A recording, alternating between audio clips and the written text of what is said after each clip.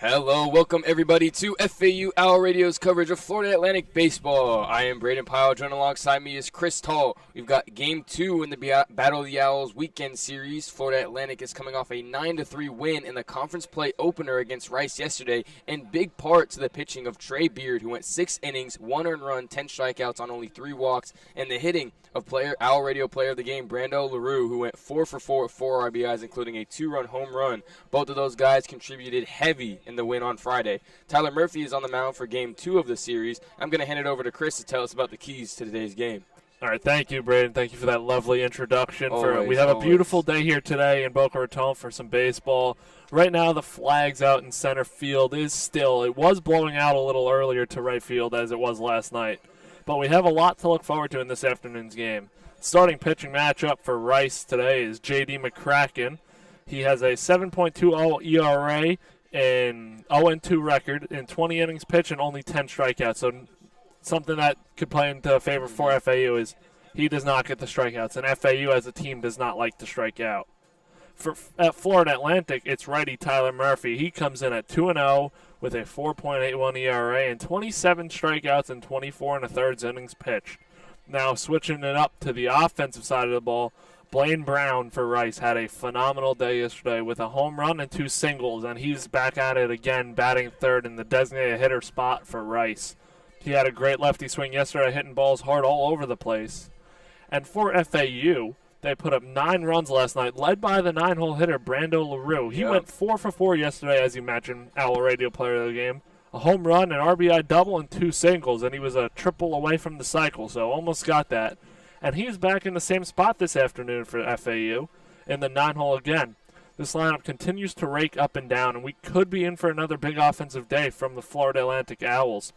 It should be interesting to see how they come out today. We see Pat Ward is playing first base today, Very interesting. the super utility guy for Florida Atlantic.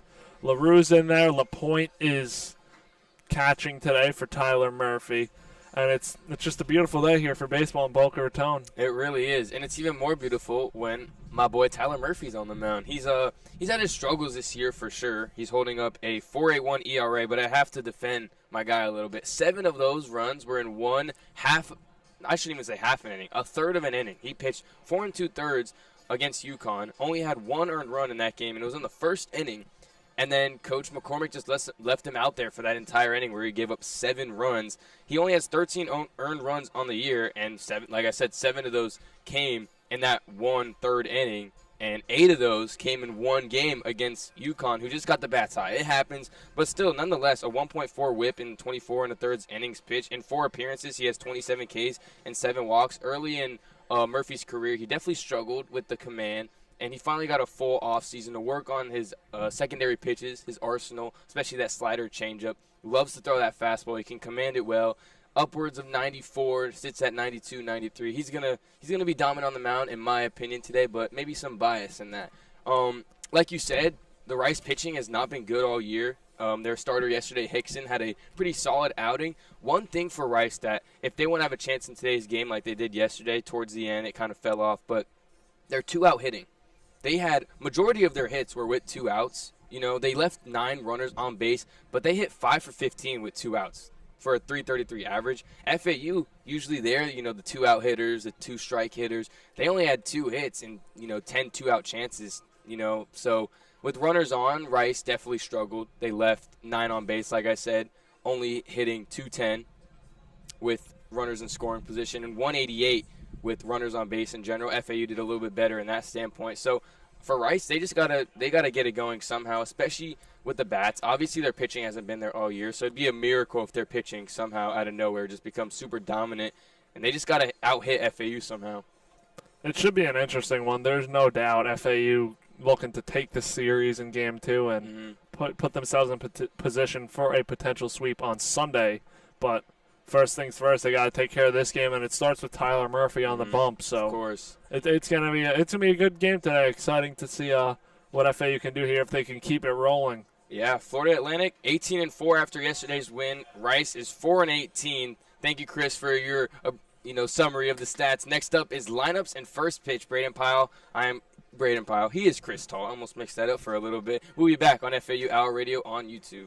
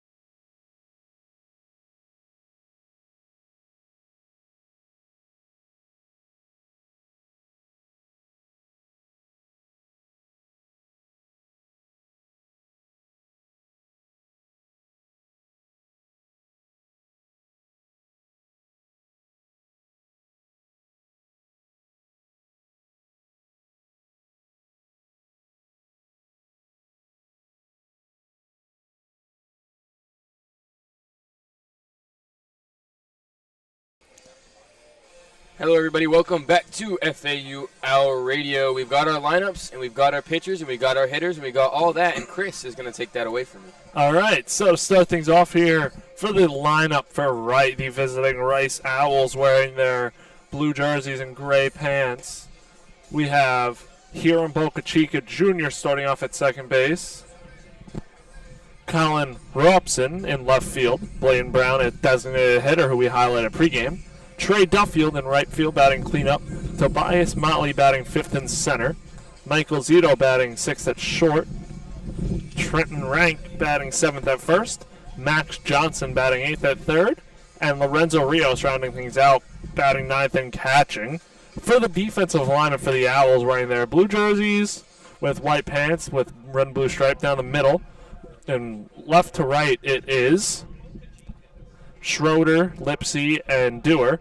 Third to first, Romano, LaRue, John Martinez, and Pat Ward. And catching Tyler Murphy is Dylan LaPointe. So, Brayden, kick things off for us as Murphy toes the rubber. My boy Murphy on the mound. Interesting developments. Apparently Rice has like so many jersey combos that they don't have enough numbers. So Boca Chica's rocking number 8, opposed to the number 48 yesterday, as the first pitch from Murphy is a fastball fouled straight back for strike 1. And another number change. Max Johnson, who was wearing number 3 yesterday, is now wearing number 42. Shout out to Jackie Robinson. He's batting 8th and playing 3rd. Murphy comes set. Steps off now. Looks like the coach of Rice is coming out to have a word. I mean, we're one pitch in. We're one pitch in. This game just started. What problems could you possibly have? Can't be the number changes, can it? It could be. I think that is what it is. Okay. It looks like he takes out his notepad, so probably the number yeah. changes. I was thinking it's either that or maybe Coach Pierce was not happy with something. A foul ball on a... Yeah, or maybe Murphy was doing something that he's like, is that a balk? Potentially. Be careful with that Coke. Before we came back, Chris dropped his Coke about a row down, and now I have to burp because I took a swig. There we go. Got the burp out. No explosion on the Coke, though. So much tomfoolery going on. We're one pitch in. We've got a long day to go. Should be a fun one. And Boca Chica finally back in the box. Murphy's been on the rubber for about 40 seconds now. Comes set. Wines, kicks, steals. On the 0-1, drops an off-speed in there. A great slider for strike 2. Murphy's got great over-the-top command from that arm slot. And he works fast like Beard as well. Yes, he does. All these Owl starters, too. The 0-2 from Murphy. A great waist pitch slider there for a ball. Good take, though, from Boca Chica Jr. It's always good to see pitchers work fast, especially when they're in a groove. Mm-hmm. He's on the mound already. Boca Chica has to stay out of the box. The 1-2 from Murphy. Half swing. Did he hold up? Yes, he did for ball 2. Another great off-speed there. Another great off-speed. Just didn't bite on. Great off-speed, better take by Boca Chica. You just got to work off those balls, though. Correct. Try to paint a fastball on the outside part of the plate here. On a 2-2, Wines kicks, steals, high fastball for strikeout number 1 from Mr. Murphy. Gets Boca Chica swinging for out number 1. Great pitch there, great sequence, going with these sliders and then switching it up and going fastball high. I mean, it's beautiful. It's beautiful. We are watching a master at work. It's so inspirational. This is, I believe, third time maybe watching Ty pitch. First time in person, though, because I didn't go to any of his high school games his senior year, so I'm very excited. Got it. Nice. Robson getting the start today for Rice. Squares up and hits one foul. Robson only has 19 at-bats on the year, 158 batting average, 1 RBI, 3 hits, and 1 stolen base. So not much of a sample size here from the lefty swinging left fielder. He's probably a pretty solid fielder, good glove out there, and has got some speed as he just squared up for the first pitch. The first 3 hitters in this lineup as breaking ball in their first strike, they're all freshmen. The first 3 in Rice's lineup. Boca Chica, Robson, and Brown, who had the big night last night. Yeah, they're very young.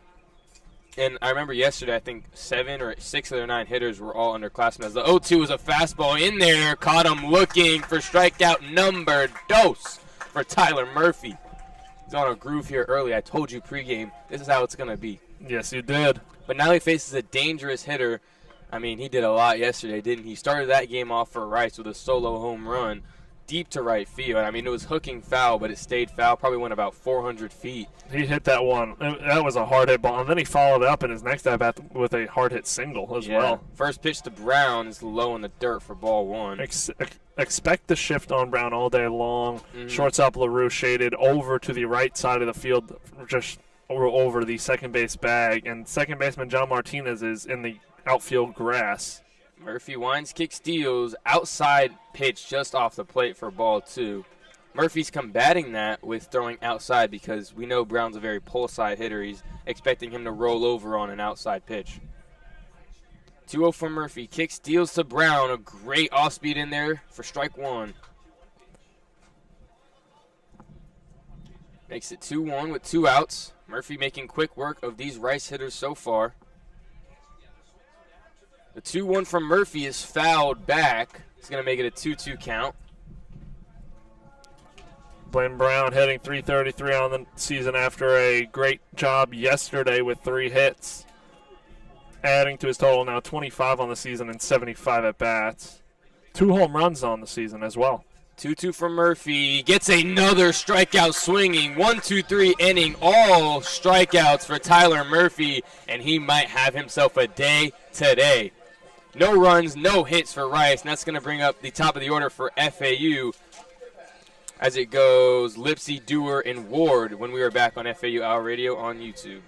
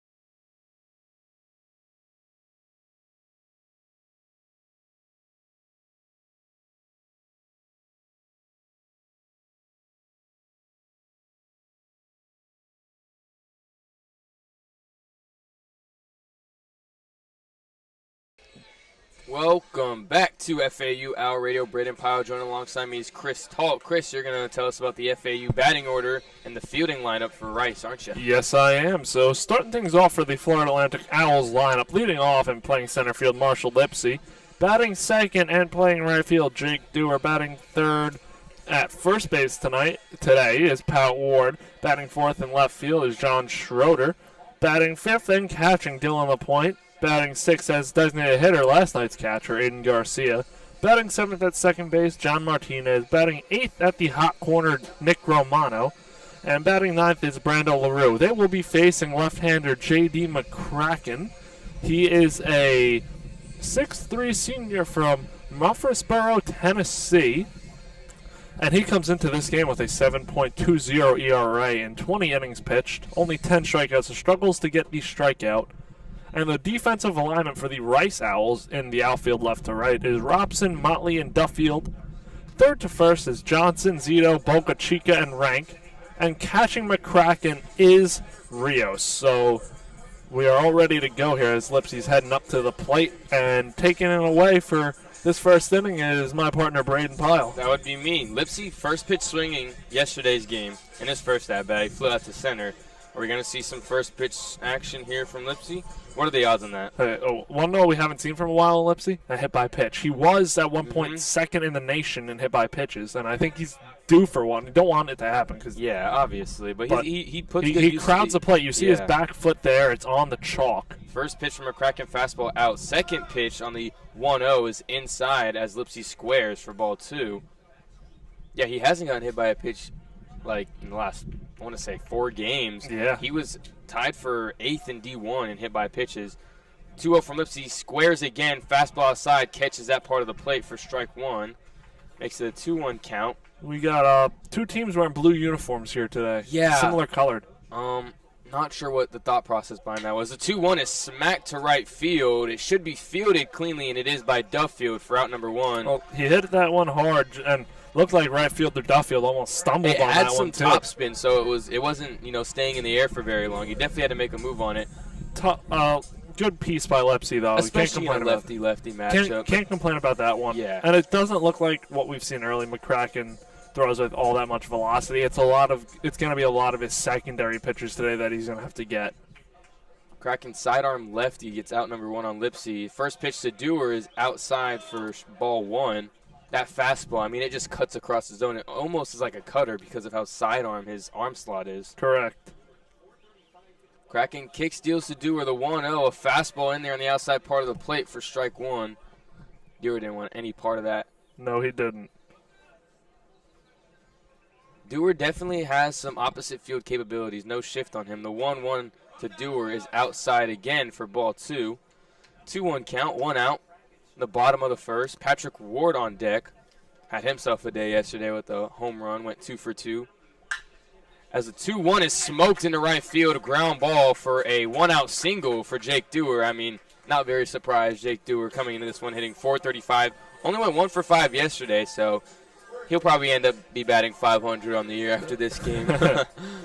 But like I said, it's going to bring up Patrick Ward, number 11, playing first today. Hit a big home run last night to tie the game when the Owls were down 1-0, and he gave it a shot out to left field. We both didn't think it was going to get out of here. Even on the ESPN broadcast, the ESPN broadcast guy said it went off the wall, and he's like, it's gone. He didn't think it had the rise, but it was just hit so hard.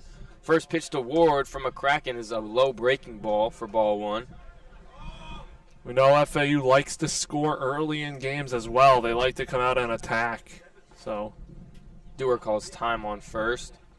Tying his shoe. Little equipment maintenance. Schroeder on deck having a word with Coach McCormick.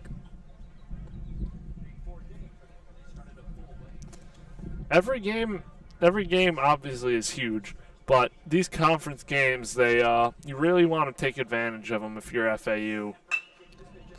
1-0 is smoked to shortstop, not fielded cleanly, and it's going to be an E6 as he tries to turn the double play and can't. It almost looked like he didn't charge that intentionally to try and roll the double play. Yeah. And then ball ate him up. It was just a bad read. It was definitely a tough hop, but, you got to at least get one out there as Ward luckily reaches first safely and Dewar reaches second safely based off the E6 from Michael Zito. And that's going to bring up the switch hitting John Schroeder. Interesting. So we saw Schroeder yesterday in his last at-bat go righty-righty. He's a switch hitter. We know this. He's going lefty-lefty on purpose. You got to wonder what the thought process is. I don't think there is any. I think I don't think, based on what we've seen, yes, he is a switch hitter, but he's clearly more comfortable from a certain side. And I'm leaning towards, obviously, today it looks like he's more comfortable from his left side. I think it's just a feel thing. What am I feeling? First pitch to him was outside for ball one. The 1-0 to Schroeder is hit to shortstop again. Zito fields it cleanly, flips over to second for one, over to first for two, and they got a 6-4-3 double play to end the inning as Schroeder grounds into two, and both FAU and Rice go scoreless in the first. FAU it says 2 hits on the scoreboard, but I'm pretty sure that should be counted as 1. I agree. Headed in the top of the second, Rice has 4, 5, 6. Duffield, Motley, and Zito due up on FAU Owl Radio on YouTube.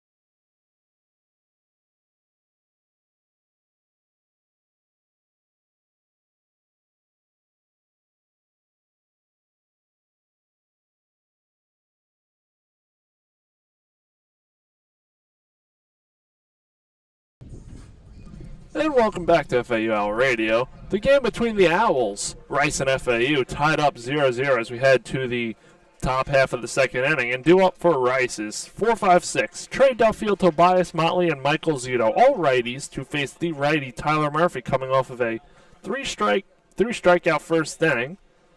And looks like we are all good to go as Murphy steps onto the rubber to face Duffield. Murphy rocks and deals. Fastball high, laid off by Duffield for a ball. 1-out. Murphy has struggled in the first innings in some games. 2 separate games he gave up first inning runs. Murphy sets and deals. Fastball in there, called strike. 1-1 count. But in the first, he went 1-2-3, all strikeouts. Rice had 12 strikeouts as a team yesterday, so they're definitely susceptible to that. Murphy rocks and fires away. Fastball paints the outside corner for a strike. 1-2 count now. 1-2. Stat broadcast and the scoreboard are very delayed. So. Yes, they are. Murphy comes set and fires the 1-2 pitch. Fastball off the plate outside. Duffield lays off. It is a 2-2 count now. Murphy missed his spot there. LaPointe didn't even try to frame it. Probably try to get that one low and in. Just got away from him. So Murphy rocks and he deals. Fastball swung and miss, strike 3. 4th strikeout of the game for Murphy and as many batters, bringing up the 5-hole hitter, Tobias Motley. I might have to attend every Ty Murphy bump day. 4 batters faced, 4 strikeouts. He had 7 in his last appearance against Bradley. Already has half of that. Murphy wheels and deals. Breaking ball outside low for a ball. Just missed. Just low. Good layoff by Motley. Motley's definitely a tall figure. Murphy already back on the rubber, and he wheels and deals the 1-0 pitch. Breaking ball in there. Called strike outside corner. 1-1 count. His slider and changeup have been very reliable so far early in this game. Murphy set already again. He fires away. Fastball fouled off to the backstop. 1-2 count now on Motley. Surprised Motley got a piece of that one. Fastball in, that's tough. Motley hitting 270 through 63 at-bats. 2 home runs as well. As Murphy comes set. He kicks and deals. Breaking ball hit on the ground to the shortstop, LaRue, who fields, fires, and throws over to first and gets Motley out there. 2 away for Florida Atlantic in the top half of the second inning. First non-strikeout for Tyler Murphy. I will say, though, it is a little uncharacteristic. I'm not saying that Ty Murphy isn't a strikeout pitcher, but he kind of isn't. Trey Beard is kind of that guy for FAU. Murphy's more of a guy that says, if you can hit my stuff, hit it then. I doubt you're going to be able to. And now Zito up as Murphy fires a fastball in there, called strike. 0-1 now. He doesn't throw a lot of chase pitches. He pounds the zone, and if you can hit him, you got the best of him, but a lot of guys can't. So 0-1 on Zito as Murphy fires away. Fastball hit hard and through the hole between first and second for a 2-out single by Zito, the shortstop. Sometimes guys get lucky. Jam shot hits, you know. And Rice has their first runner on in this game by way of a single by Zito, bringing up trainer Rank, the first baseman today, playing left field yesterday for Rice. Good job by Zito just getting his bat to that. Got jammed on the inside part of the play with the fastball. I just found a hole between second and first. So Zito leads off first. Murphy comes set to deal to the righty Rank. He sets and throws over to first. Ooh. Ball was low. Good save by Ward. Caught that one low and kept it there. I mean, slid back in head first. Ward Save. has played every infield spot, obviously, besides catcher and pitcher. He's probably going to end up playing outfield sometime this season. Yes, I'm sure he is. He is definitely a utility guy. As Murphy sets and deals, fastball fouled off to the backstop, and Rank took a check swing at that one. So 0-1 count now on Rice's 7-hole hitter and first baseman this afternoon. Murphy's fastball has developed over the years as well. The beginning of his freshman year and his sophomore year was a little bit flat. It has a little bit more rise now. Murphy sets and throws over to first once again. Dives back in, safe. Zito. No tag applied by Ward.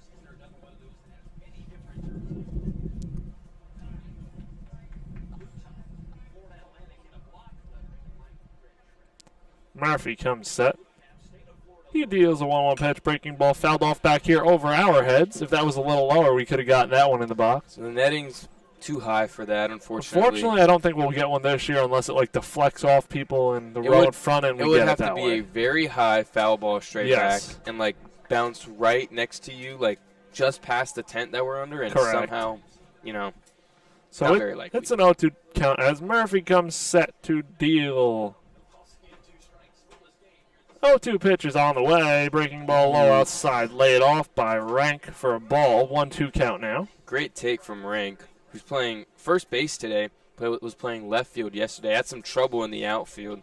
He saw a lot of balls go his way. So Murphy looks over at first base and Zito and comes set and fires away. Breaking ball in the dirt, blocked by LaPointe. 2-2 count. Good block. Good block. Rank down to 239 on the season. Batting average 17 hits. 2 doubles and 71 at-bats. 2 waste pitches from Murphy. Wouldn't be surprised to see maybe a high fastball here trying to get Rank to chase. Zito takes his lead off first. Murphy comes set.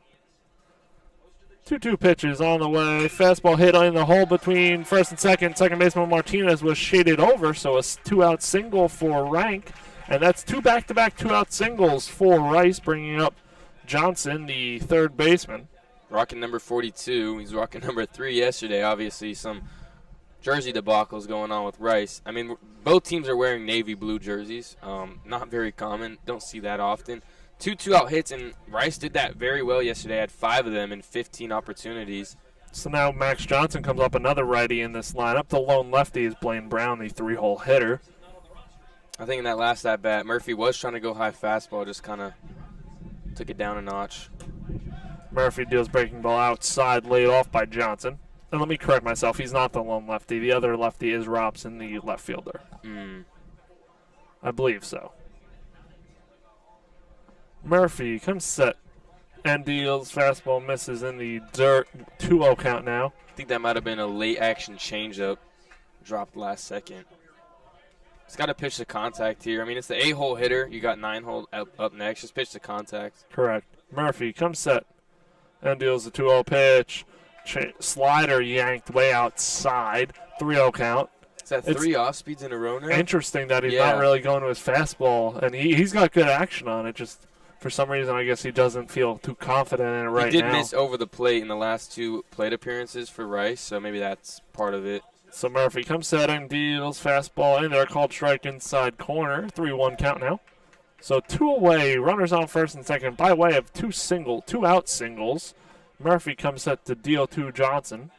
The 3-1 pitch is on the way. Fastball hit up the middle to the shortstop LaRue, who flips over to second, and John Martinez for the 3rd out of the inning. No runs, 2 hits, 2 men left on base. We're going to head to the bottom half of the 2nd inning, all tied up at 0 on FAU Owl Radio.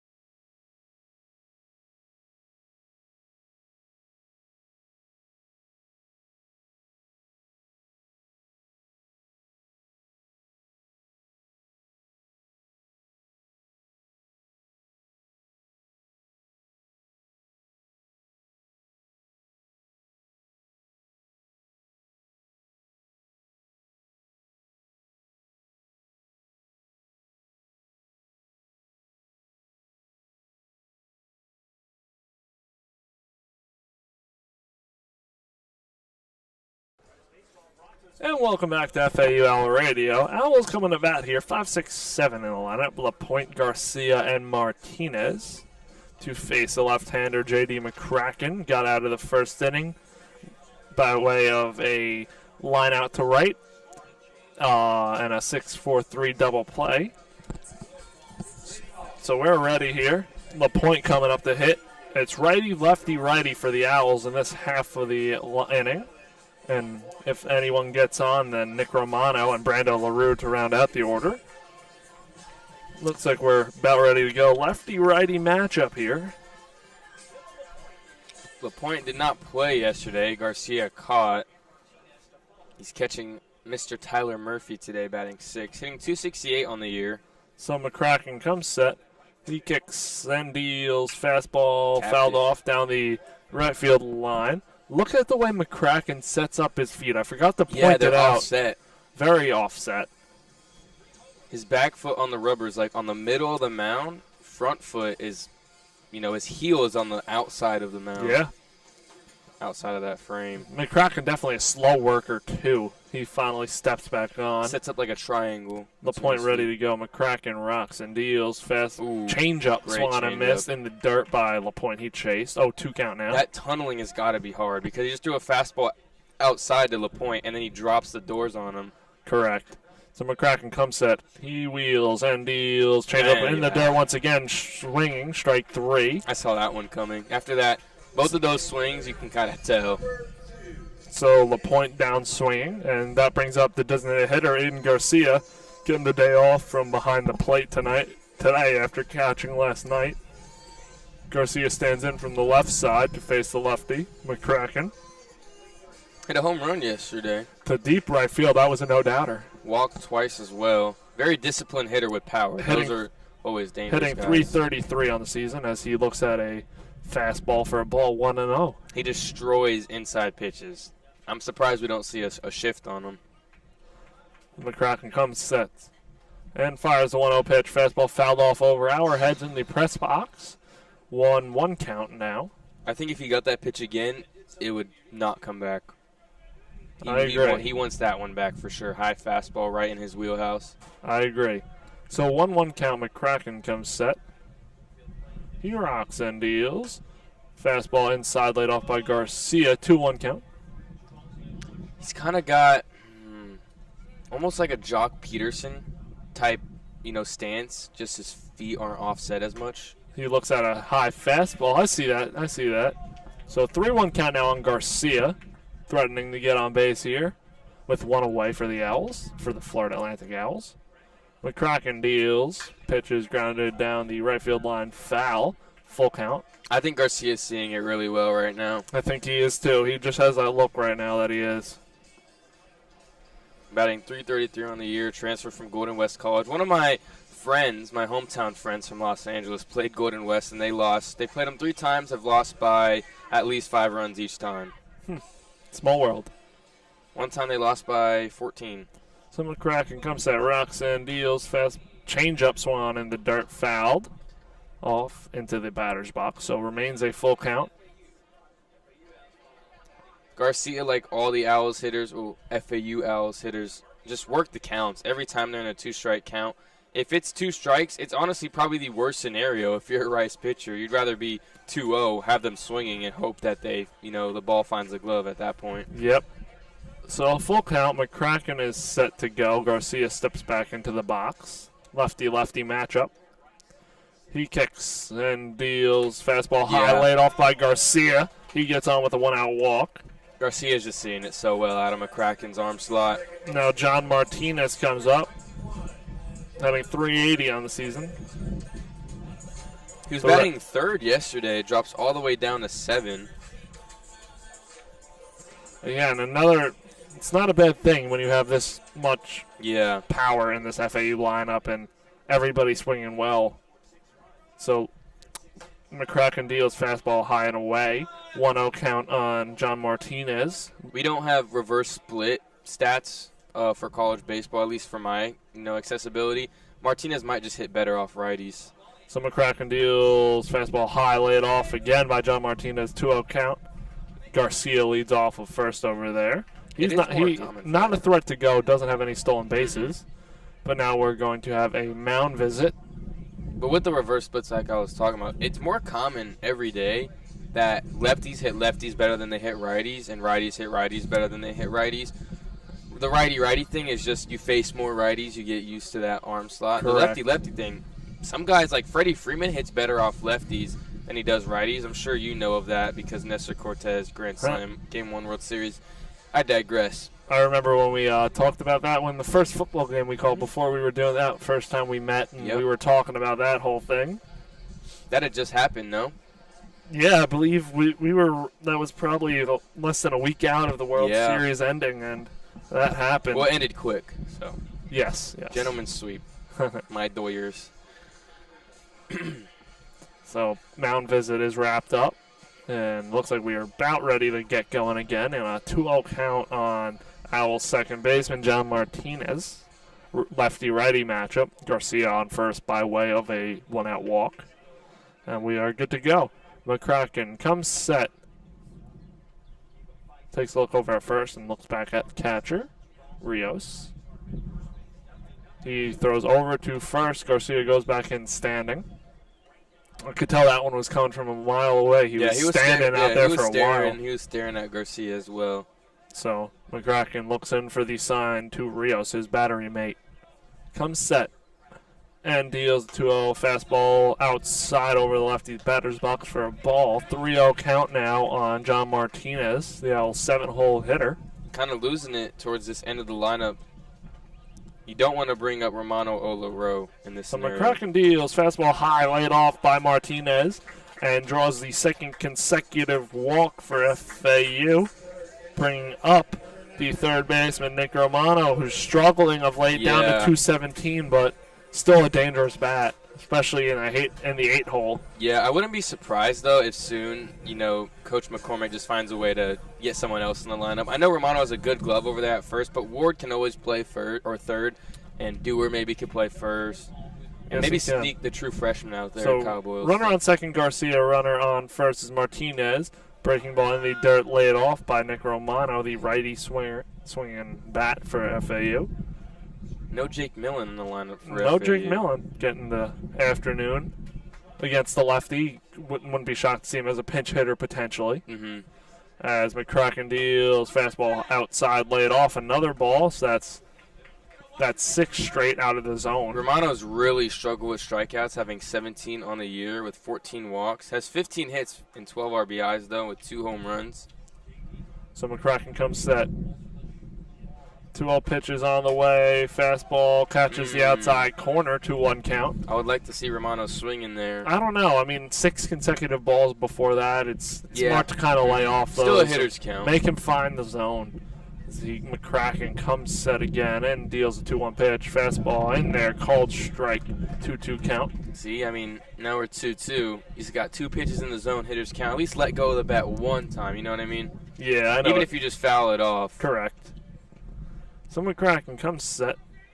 And 2-2 pitches on the way. Pitches ground on the ground to third base. Not fielded and cleanly. not fielded cleanly. Garcia's going to come around to score. And FAU leads this one 1-0. That's going to be an error on the third baseman, Johnson, as he just couldn't field that. He, stood off to the side of it, didn't get in front of it. But I will say that one was less of an error than the non-error called on Pat Ward's potential double play ball where the shortstop bobbled it about 4 times. It does look like they're going to mark it as a hit in the books. I'm not sure. I think in my book, they are marking it as a single. In my book, I think that you look at that, that's got to be an error. I don't think so. I think that one's hit too hard. It's too hard to field. Anyway, Brando LaRue comes up now, and he grounds the ball up the middle, small chopper, hit and fielded by second baseman Boca Chica, who steps on second and throws over to first for the double play. So that one's a 4-3 double play. Do it himself. Those are probably one of the easier ones to do when the ball kind of just takes you to the second base bag as a second baseman. But that ends the bottom of the second. And FAU gets 1 run, taking the lead here. And we're going to head to the top half of the third inning on FAU Owl Radio.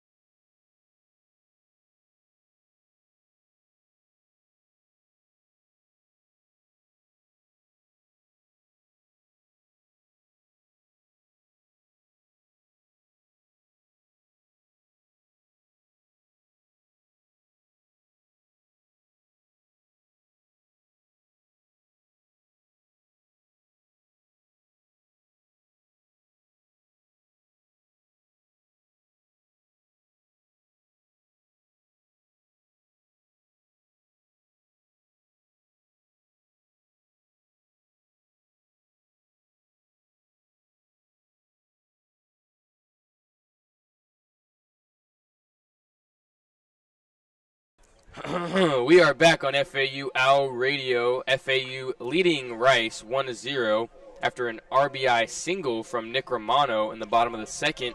Ty Murphy still on the bump. Gave up two-out hits in the top of the second.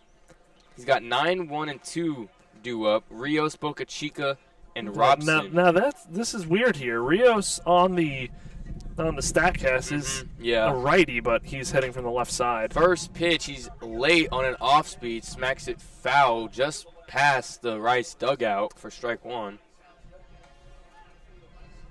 Yeah, it might be a John Schroeder type scenario. You know, he is batting 111. Yes, so 111, 18 at bats, 2 hits. Murphy comes set, winds, kick steals to Rios. The 0-1 is hit sharply to right field, tailing foul for strike 2.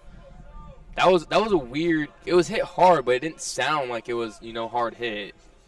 If I was a blind person watching, I'd be like, oh, he just capped that one. But he smoked that one foul. He did. And an 0-2 count nonetheless. Murphy kick steals to Rios. Fastball just misses. I don't know where that missed. That looked good from here. Not sure.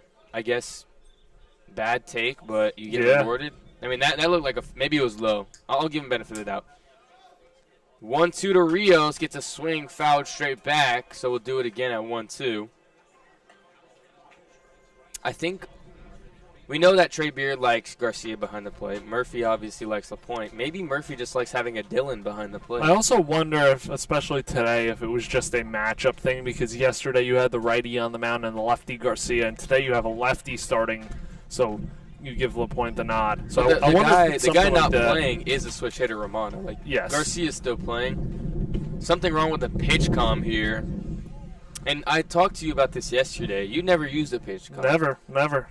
So I feel like I'm glazing a little too much, but in high school, senior year, we used a pitch comm. It didn't malfunction too much, but I mean, we didn't use it as much. I think we played 30 games. Senior year. Shout out to Dylan Murphy. He caught every single inning that senior season. I don't know how his knees work. I mean, we had catchers. We had other catchers. We'd play scrubby schools, and he would still catch 7 innings. I felt so. And he would never run the bases. He did not run a single base in high school from junior to senior year. Oh, wow. Insane. They always had a courtesy runner. Pitch comm fixed. The 1-2 Murphy. Kick steals to Rios. A strikeout swinging. That is numero 5 for Tyler Murphy. Gets it in the top of the third for 1 out. Got the leadoff hitter, Boca Chica Jr., that fastball has such good rise to it, that late life. It definitely does. It has a lot of good movement on it. I think all of his strikeouts have been on that fastball as well. And yes, it has been in the upper part of the zone. Correct. They have been. Working quick.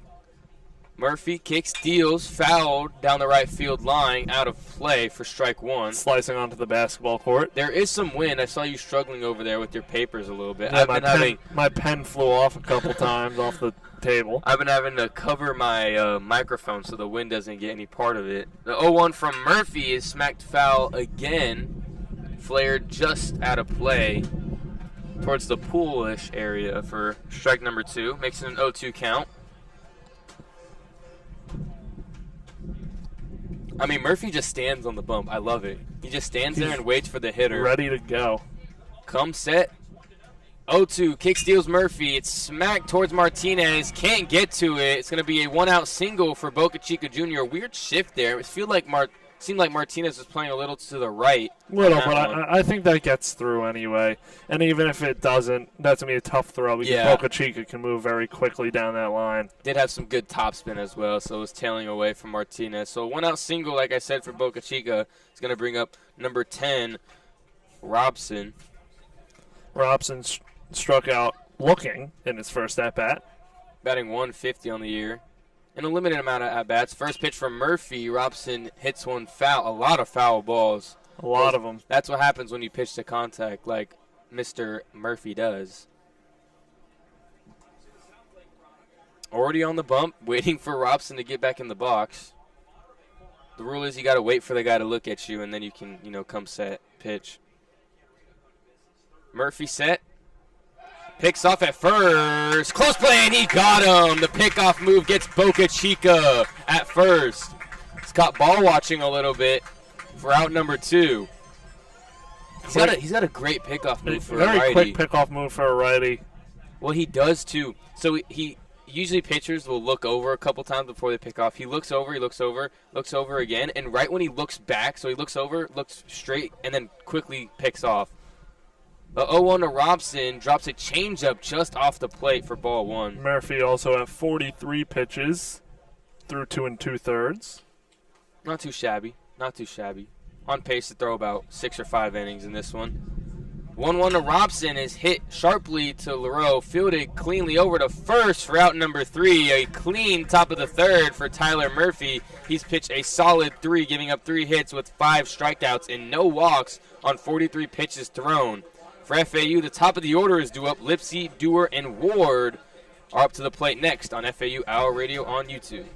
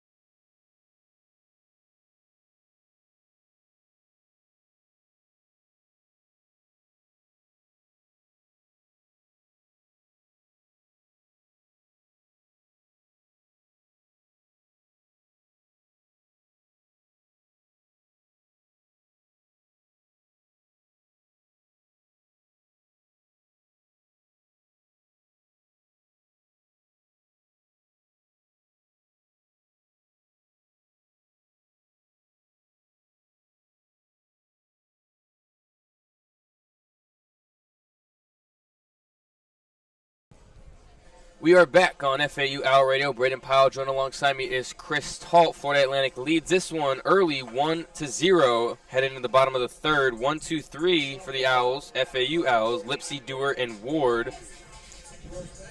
Lipsy lined out to right in his first at-bat, leading things off in this game for Florida Atlantic. Went 1 for 4 yesterday. 2 strikeouts. Don't see a lot of strikeouts from No, Lipsy. you don't. No, you don't. Oh, my goodness. It's Chips. Oh, my goodness, it's Chips.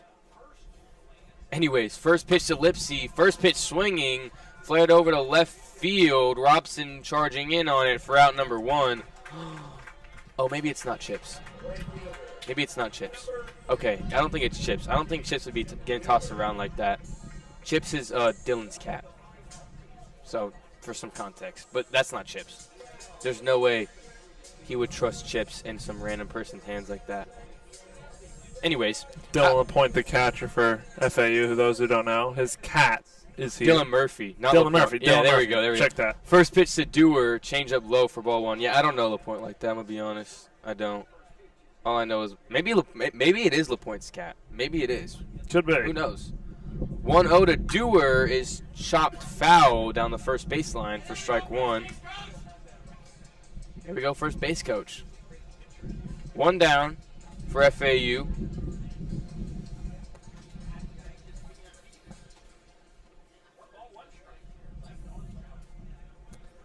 Dewar 1 for 1 in this game, hitting .441 on the year. McCracken kick steals the 1-1 on the outside part of the plate for strike 2.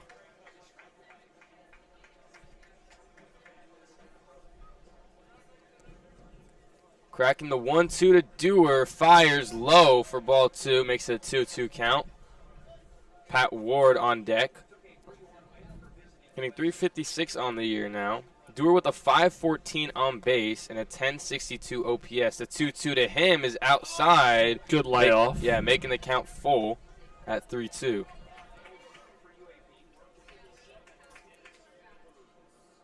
One down in the bottom of the 3rd. McCracken looking to retire Dewar. Payoff pitch. He kicks, steals to Dewar, taken low and away for ball 4. So Dewar reaches base for the second time in this one. That's going to bring up the red-hot Patrick Ward, who's playing first base today. Pat Ward reached on an East 6 in his last at-bat, in his first at-bat of the ballgame. Great walk-up song. McCracken at 38 pitches thrown through 2 1/3 so far. Looking for a double play ball here with Dewar at first.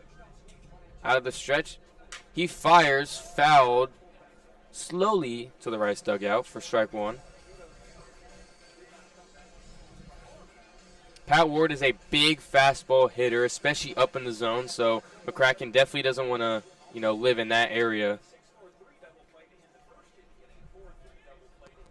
McCracken on the rubber. Taking a minute. Out the stretch now, fires to Ward high for ball 1. A couple inches lower, and that's Patrick Ward's wheelhouse, so almost a good thing that he left that one high. 1-1 count, 1 out. Dewar still at first. McCracken fires the 1-1 low for ball 2. 2-1 now.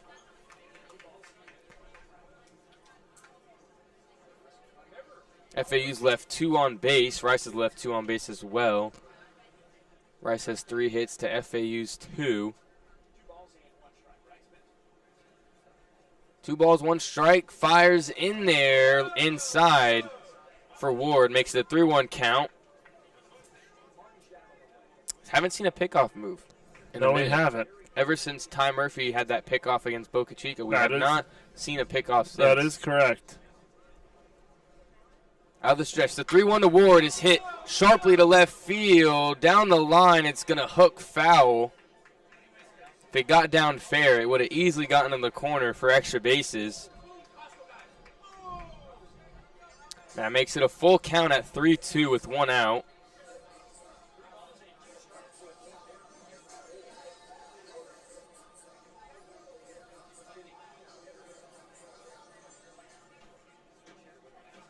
Full count, Dewar still at first. McCracken on the rubber. Looking at Dewar. Out of the stretch, the payoff pitch to Ward. Hit sharply down the line on the ground. Just foul. Just missed it.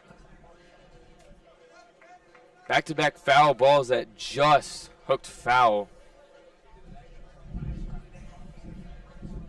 So still 3-2. We're going to do it again. Still 1 out. Dewar still at first. McCracken still on the bump. Ward is still in the box. Just making sure we're all good here.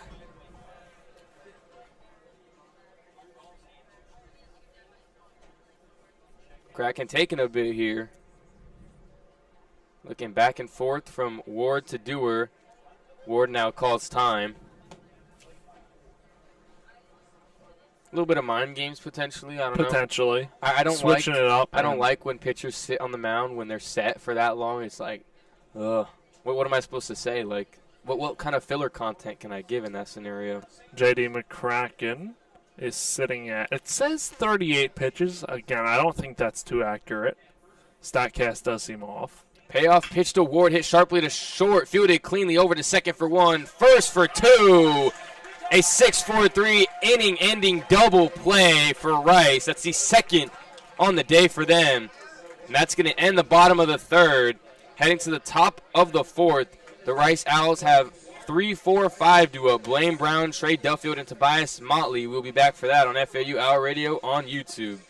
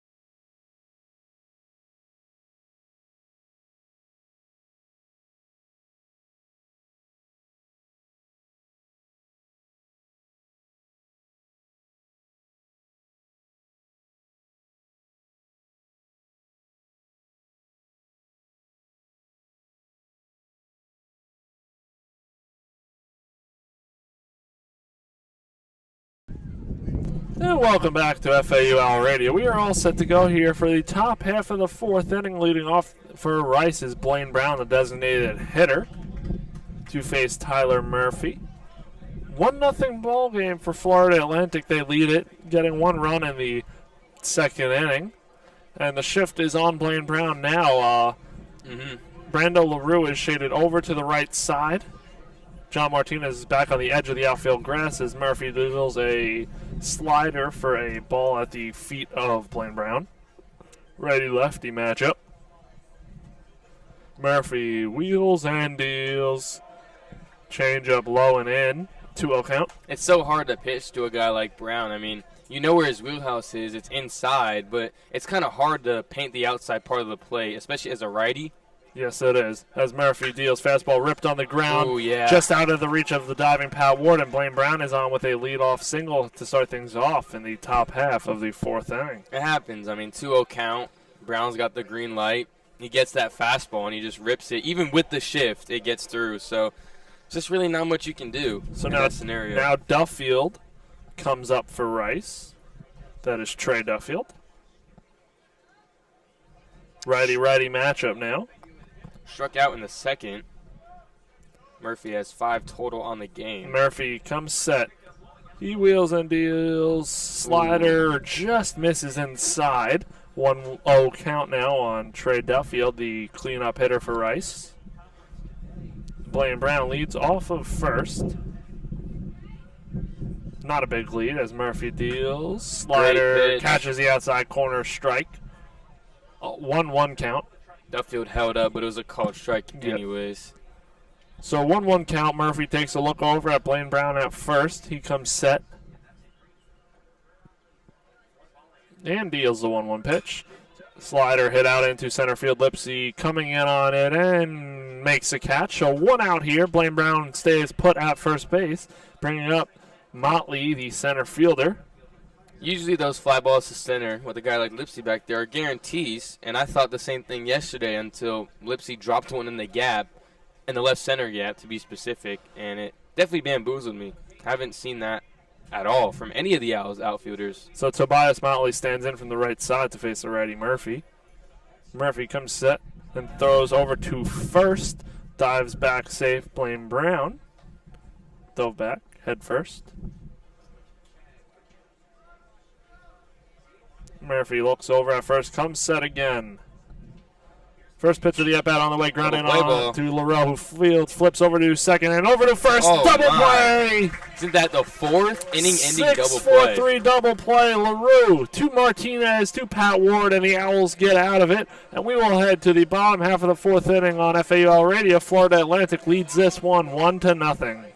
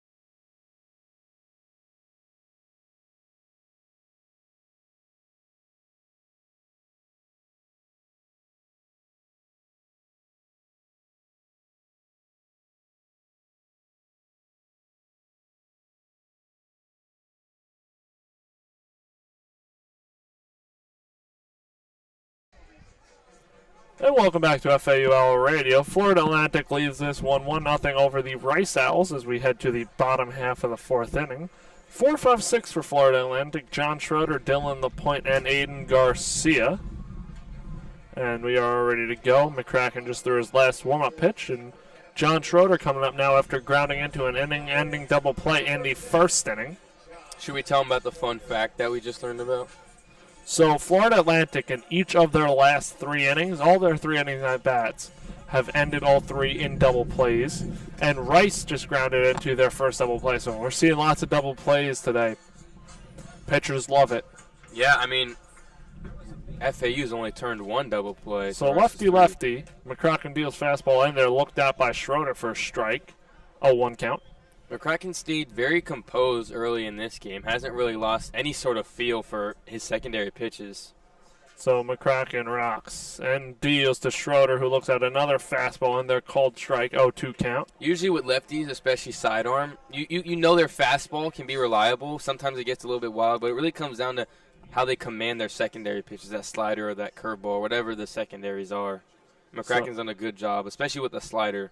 Yes, he has. McCracken keeps rocking on the mound there. He comes set and deals changeup low in the dirt for a ball. 1-2 count. Changeup's hard to throw as a sidearm guy. I know that for sure. You're coming from the side, but changeup's a more over-the-top pitch, so, definitely tricky. So not a lot of lefties throw that. 1-2 count. McCracken rocks and deals. Fastball ripped towards shortstop. Zito, who fields, fires backhand, throw it over to first and gets Schroeder out. Leadoff hitter retired for FAU, bringing up the catcher, Dylan LaPointe. It's hit hard. Just good glove there from Zito over there at short. Yes, it was. It cleanly. So Rice doesn't really get in front of the ball as much. They kind of use their glove a lot. So now Dylan LaPointe comes up to face the lefty McCracken. Lefty-righty matchup. LaPointe looking to redeem himself after a strikeout swinging in the second inning. So we're all set. McCracken rocks and deals. Fastball high, laid off by LaPointe. Might have been a little outside as well. 1-0 count, though. This game's going quick. It is. McCracken deals a 1-0. Pitch is ripped on the ground to the shortstop Zito, who fields fire. Soars over to first. 2 away. Won't see a double play here, which is good. We'll finally end an inning without it being a double play. So now Aiden Garcia comes up. He got on first at bat by way of a walk and scored the lone run of this game for either squad. Has a 571 on base on the year. He just finds a way to on first base, really. Has 3 home runs, 1 double. Yes, he does. So lefty-lefty matchup. Garcia taking a breath and now stands back into the box. He is ready to go. McCracken is too. Pitch on the way. Fastball fouled off to the backstop. Bounced in the batter's box and bounced back. McCracken works quick, except when there's runners on base. It feels like he takes forever. But when there's no worry about who's on base, he likes to go quick. I agree. So 0-1 count. Garcia steps back in as McCracken is already on the rubber, ready to go. Grants him time to go, and we are off. McCracken throws a fastball in the dirt, looked at for a ball. 1-1 count. When pitchers go quick, you just got to show them, this is still my box. Step out. They can't pitch until you get back in the box. I agree. McCracken deals changeup in the dirt, laid off by Garcia. 2-1 count. Garcia's been seeing it well so far. Has his fair share of walks between yesterday and today. Yeah, he had, 3 yesterday? Yes. He's got 1 already today. McCracken winds and deals. Fastball in there, looked at for a strike. 2-2 count now on the Florida Atlantic Elves designated hitter this afternoon. 23 total walks on the year. He didn't like that off speed. It was a great changeup dropped in there. Strike 2. McCracken deals. Pitch grounded down the right field line, foul in front of Florida Atlantic's dugout. Remains a 2-2 count. Just keep battling. That's what FAU loves to do in these 2-strike counts. Yes, they do. So 2-2 count. Oh, 2-2. McCracken deals. Change-up swung on a miss, strike 3. Garcia downswing. FAU goes down 1-3, and we're going to head to the top half of the 5th inning. Florida Atlantic lead this one 1-0 on FAU Radio.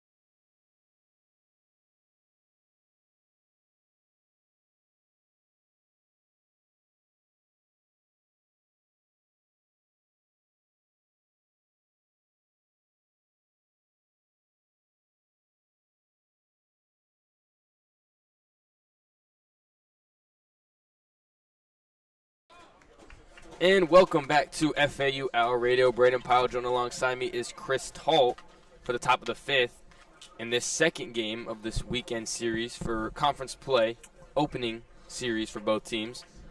Leading off for Rice is the shortstop, Zito. First pitch from Murphy just off the plate for ball one. Zito had a single in the second and got stranded at second. 1-0 for Murphy. Kick steals a Zito off the plate to the backstop for ball two.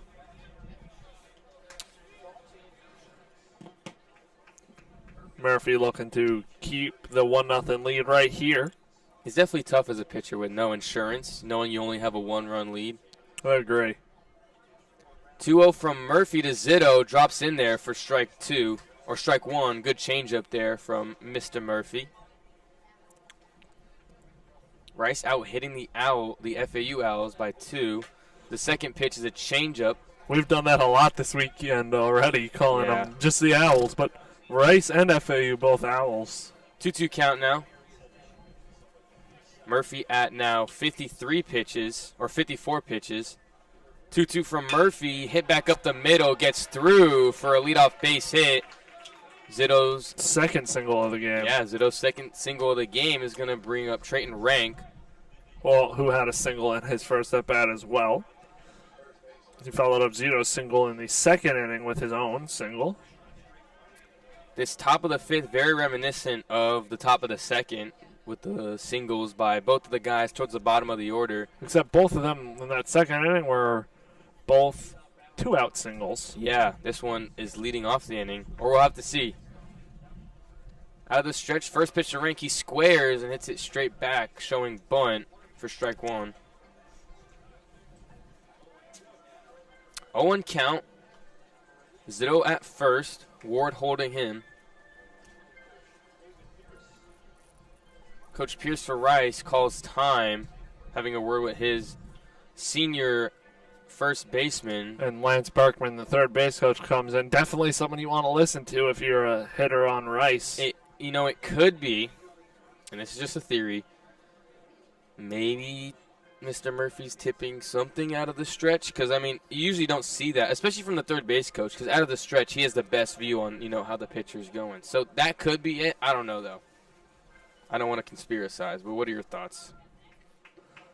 I don't think it was anything. I think maybe just settling down. Maybe even on those bunts, sometimes your fingers could get caught in there, and maybe just giving him a second, make sure he's okay. Because the ump did let them talk.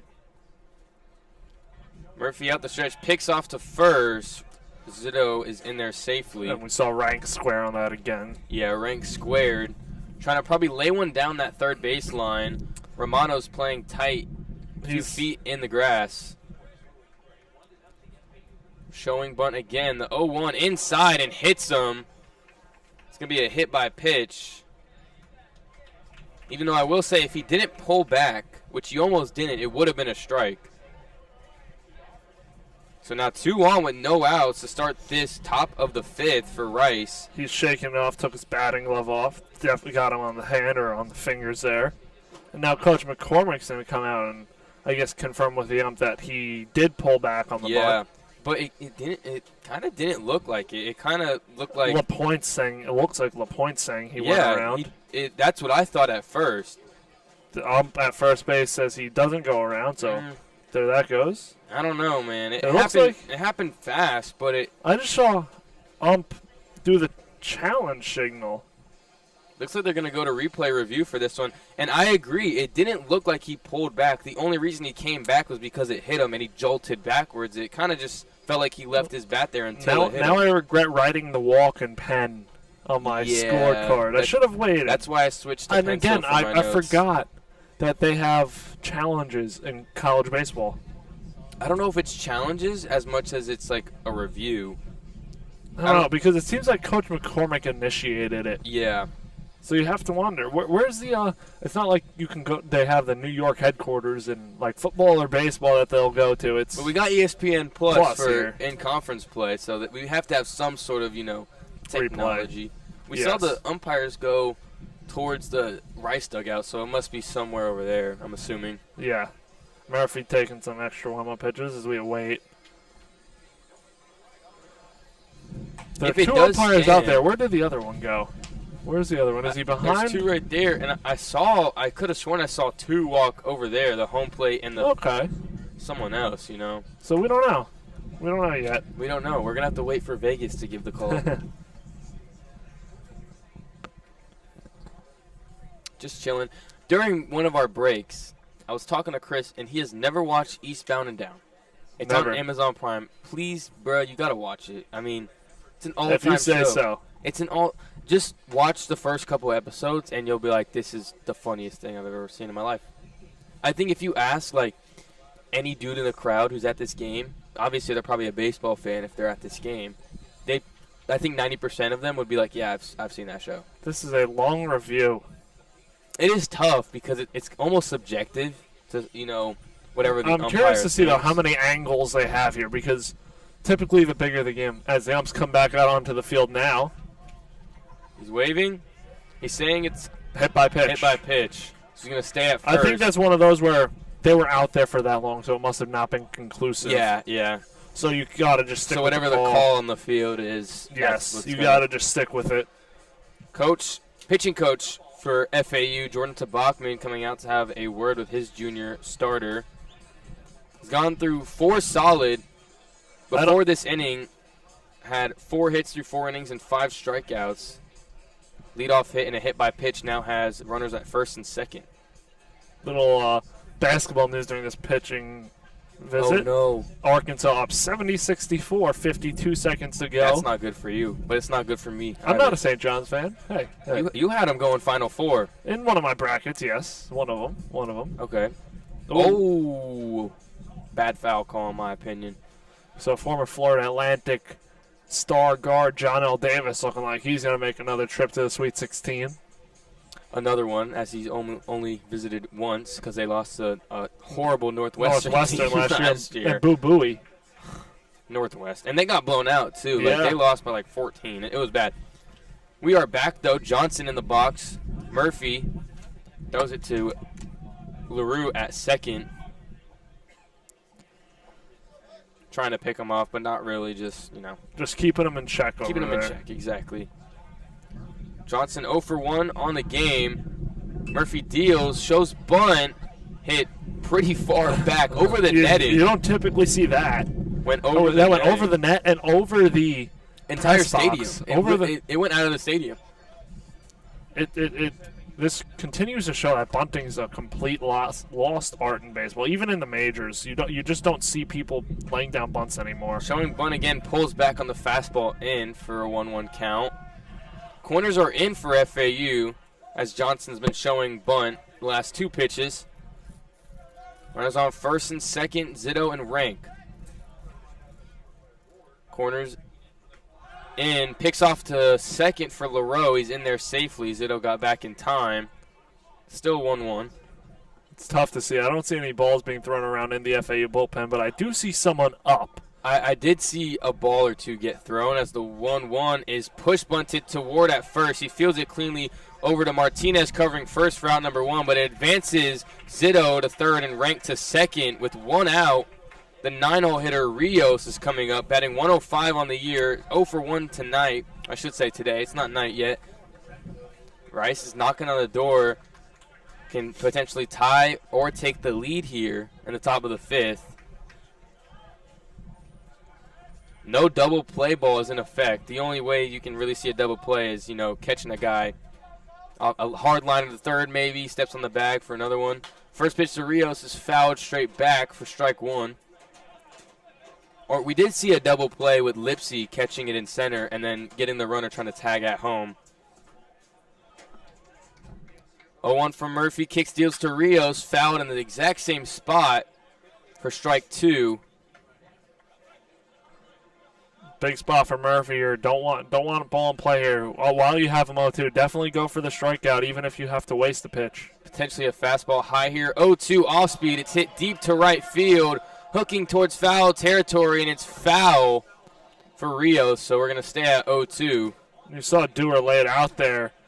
I know it's very tough to think of in the moment, But as long as you make sure that's going foul, I would have almost let it drop foul because then you avoid the sack fly. Again, exactly. that's something that's very tough to think of as you're out there playing the game. That's something only Of we can course, really yeah. think of back here. I But always do that at MLB, though. And then I give up a home run. So then I'm like, dang, I should have just let him tag. 0-2 again. The Rios, fastball in there, got him looking for strikeout numero 6 for Mr. Tyler Murphy for out number 2 in the top of the 5th. a huge strikeout for Murphy. I mean, massive, we would say. Now, top of the lineup in Boca Chica Jr. True freshman, rocking number 8. He was wearing number 48 yesterday. Still don't really know. Understand that whole number I think change. it's just Rice has so many jersey combinations that some of the numbers, something like that. I don't know. Nonetheless, a dangerous hitter. He's batting leadoff, obviously, young guy. Pat Ward on the edge of the grass with 2 outs. First pitch, a comebacker gets past the glove. Martinez can't field it in the outfield for Lipsy. The throw home is not in time. 2 scores, Zito and Rank from third and second. So an RBI single for Boca Chica Jr. gives Rice the lead in the top of the 5th.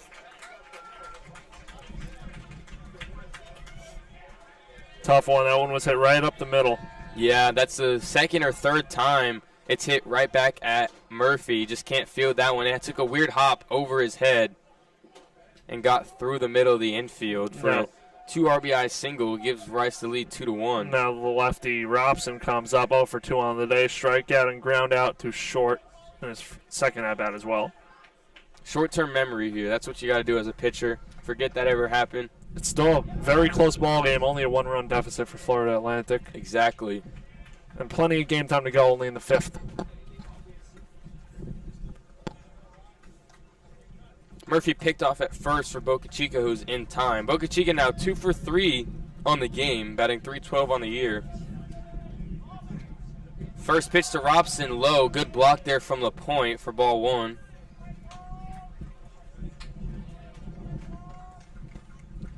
Robson batting .143 on the years, 0 for 2 with a strikeout and a ground out in this one. Murphy set, kick steal, showing bunt is Robson, who pushes it towards the Rice dugout for strike 1. Interesting decision. Looks like he was bunting for a hit there with 2 outs. Definitely an interesting choice, but he is batting .143, so might as well give it a shot. Rice out hitting FAU 6-2. Both of those FAU hits came in the second inning, I believe, as well, as Murphy picks off for Boca Chica at first. He is safe. Still 1-1 count with 2 outs, top of the 5th. And one of those hits for FAU could have easily been marked an error as well. Definitely could have been. Should have been. 1-1 Robson shows bunt, pulls back on the off-speed off the plate for ball 2. Well, actually speaking, wait, so they marked both of those hits, right? No, I don't think so. Because I thought they marked the one at third that got by a hit, and I thought they marked that one a hit as well at short. I think they marked the one at third an error. Okay. Because there was another legit hit. Dewar had that legit hit, yes. Remember? So, yes, he did. So one of them was an error. Out the stretch, picks off for Boca Chica at first again in time. Just keeping them busy over there at first. Don't want them getting too bored. So still a 2-1 count with 2 outs. Robson at the plate, the freshman, batting second in the Rice lineup. Murphy kick steals high fastball for ball 3, so a 3-1 count now. Just got to pitch to contact here. Try to get one in the zone. Just get out of this inning. Exactly. Only down 1 run as well. Again, plenty of game time left for Florida Atlantic to make a comeback. Only down by 1. The 3-1 from Murphy is fouled over the Rice dugout for strike 2. And looking right now, Murphy has 67 pitches again. I still challenge a StatCast. Like, we need to get a clicker up here, but I do think that's off. Might be a little delayed. I could see Coach McCormick rolling him out for another inning. We'll have to see. The payoff pitch to Robson is fouled over the Rice dugout again, so we're going to do it again at 3-2. It just depends. I don't know. If FAU goes scoreless here, I don't know. It's 50-50 if he stays in or not. Obviously, they have the accurate pitch count. We don't know if it's 67 or not on the stat broadcast. That's what it says, but who knows? Not a lot of pitches. He's been working quickly, but it's up to Coach McCormick at the end of the day. The payoff pitch again gets a swing and a miss for strikeout number 7 and gets him out the inning, but Rice puts up 2 via the 2 RBI single from Boca Chica Jr. heading into the bottom of the 5th. FAU has Martinez, Romano, and LaRue. 7, 8, 9 due up here on FAU Owl Radio on YouTube.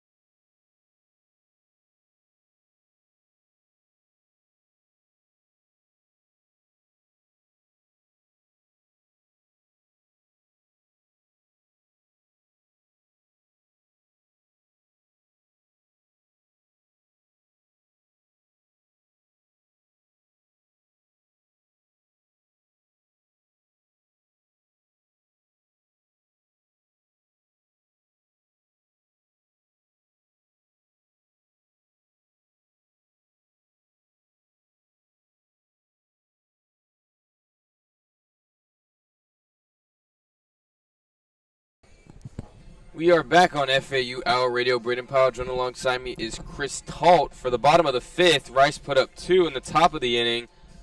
Have the lead 2-1, out hitting FAU 6-2. McCracken still out there for this bottom fifth.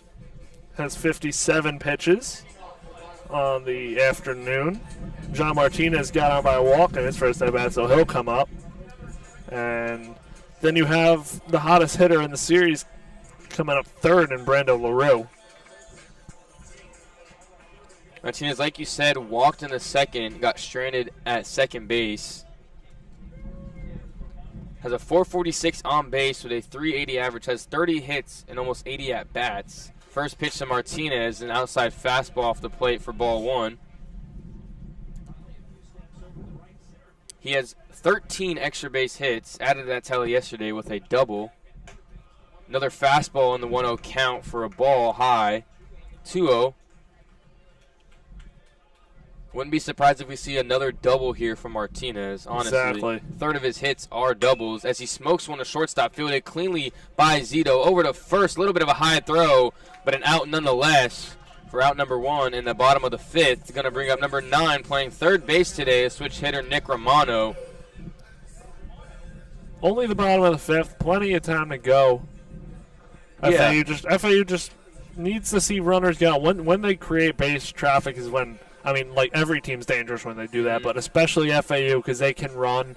They can do all those little things that can mess up a defense potentially, and stolen bases too. First pitch to Romano fouled straight back for strike 1.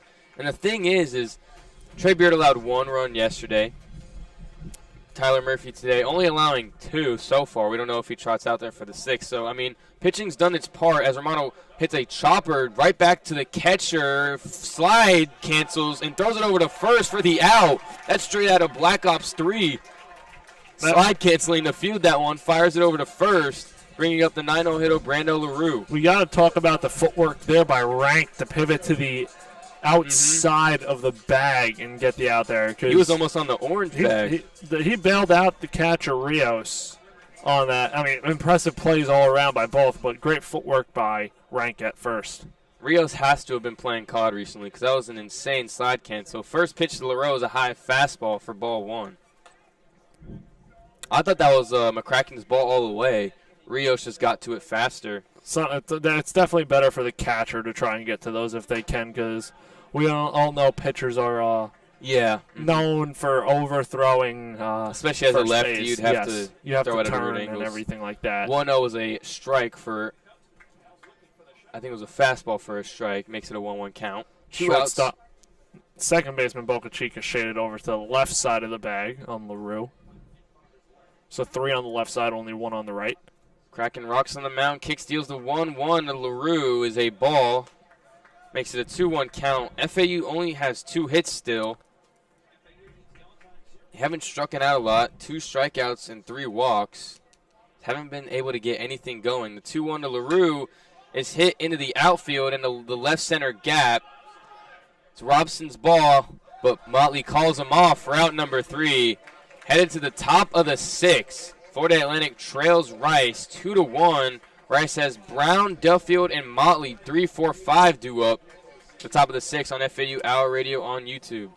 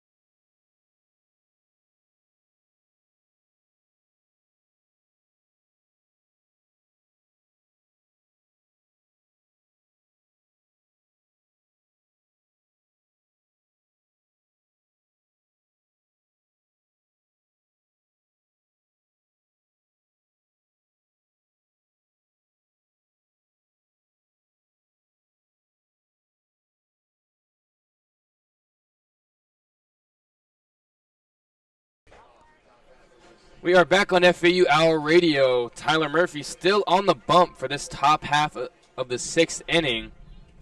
Has thrown 74 pitches, given up 2 earned runs, 6 hits with 7 strikeouts. Has not walked anybody yet. Just got to keep it right here for FAU. Tough assignment, though, with Blaine Brown coming up. 1 for 2 on the day, strikeout and a single.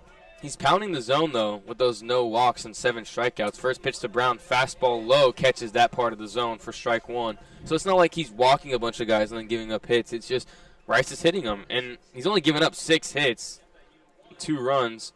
Second pitch on the 0-1 is fouled straight back, makes it an 0-2 count.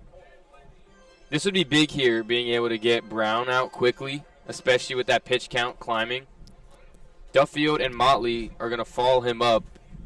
I think you would think if there were to be any trouble for Murphy, you'd see a short leash here, being that they're down in this game. 0-2 chop to LaRoe, fired over to first for Ward for out number 1. So 3 pitches and 1 out against Blaine Brown, who's the most dangerous hitter in this Rice lineup. That's going to bring up the 4-hole hitter, number 9, playing left field, Trey Duffield.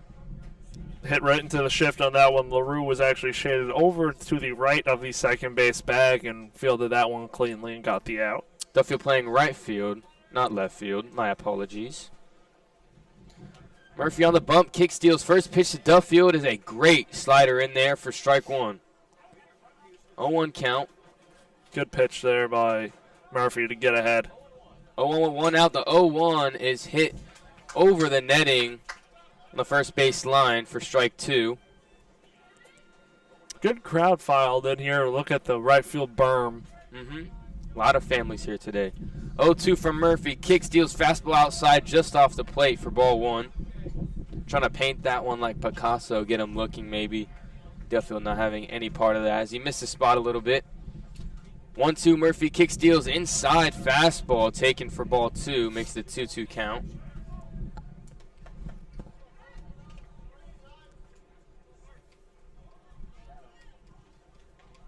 Motley on deck.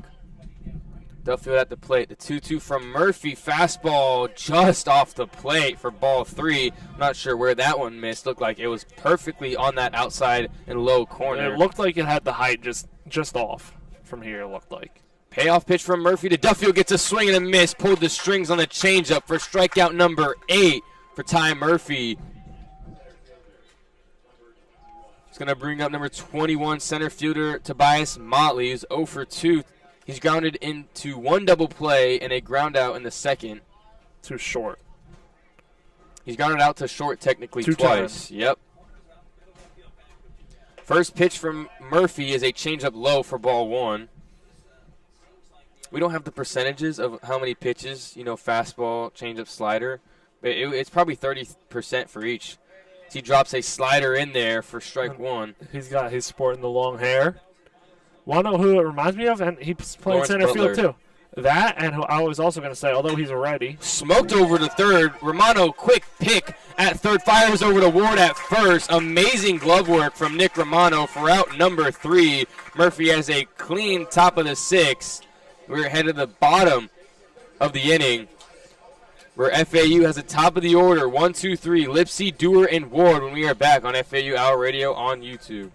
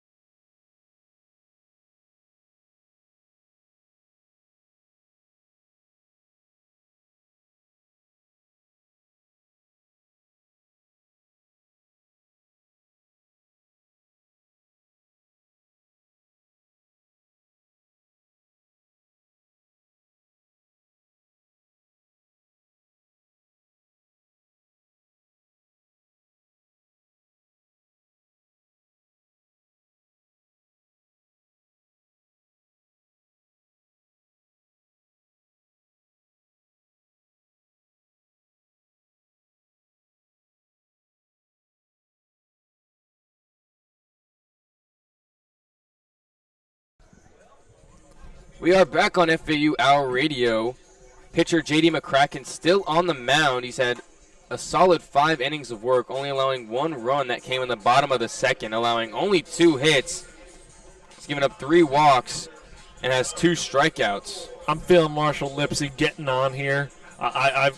He does get on 58% of the time. I saw him walk out there onto the field to the batter's box, and he's going to do his leadoff job like he always does, and he's getting on base. Okay. This is where the rally starts. He does have a 58 on-base percentage, essentially, as the first pitch is a fastball in for strike 1.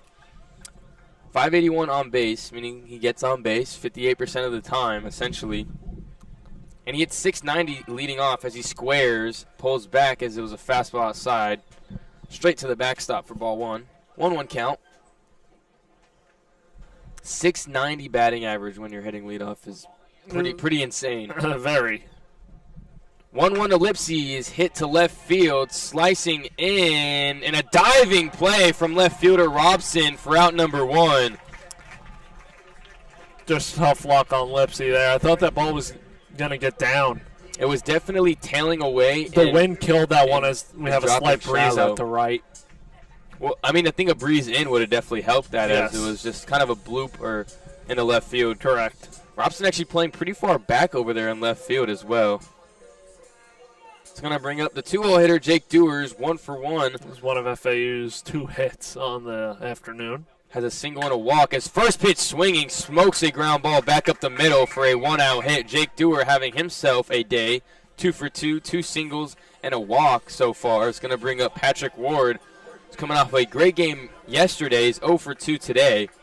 I believe he went 2 for 2 yesterday, had that solo home run, had a double for an RBI, and he came around to score 4 times. Pyle Ward was close. If it wasn't for Lareau to be player of the game. You just can't argue against 4 for 4 with 4 RBIs. No, you can't. But big spot here for Ward. We have movement in Rice's bullpen. Kraken taking a minute, finally fires. First pitch is roped into left field by Ward. Rounding second is Dewar. Rounding first is Ward, and Ward has himself a 1-out double. It's going to put up Jake Dewar at third, Ward at second. 2 runners in scoring position for John Schroeder, the cleanup hitter, batting 4th. That was some phenomenal base running by Ward. From both of them. Trailing Dewar over there. Dewar had an easy bid for third, but Ward smartly follows and keeps out of possibility at least of an ordinary double play. I will say the scorebooks, I thought they might have marked that as a single, and it's iffy because obviously the throw to third, we don't know, It's tough, but I definitely think Ward could have gotten there despite the throw from third. Corners are in for Rice. Middle is playing back. Schroeder's going to smoke one here. I can just tell. He's locked in. So Schroeder hit lefty twice, or did he hit lefty in his first at-bat righty, and he's going back I believe righty? he hit lefty twice. So now he's in the right-handed batter's box. As the infield comes in to have a word with their pitcher, J.D. McCracken, who's given up back-to-back 1-out hits. Want to know what these? I was thinking about this. Want to know what these Rice uniforms make me think of? They're very similar color. They're not baseball uniforms, but they're the Duke navy blue basketball jerseys that they'll sometimes wear against UNC. I gotta look those up because I've never heard of. I'll look them up. Duke navy blues, images.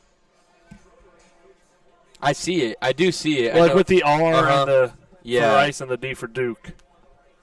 It has like that accent on the lettering and like the white that accents the. Yeah, I see it. I see it. Schroeder at the plate. Runners on second and third. First pitch from McCracken. Fastball outside. Called strike 1. LaPointe in the on-deck circle.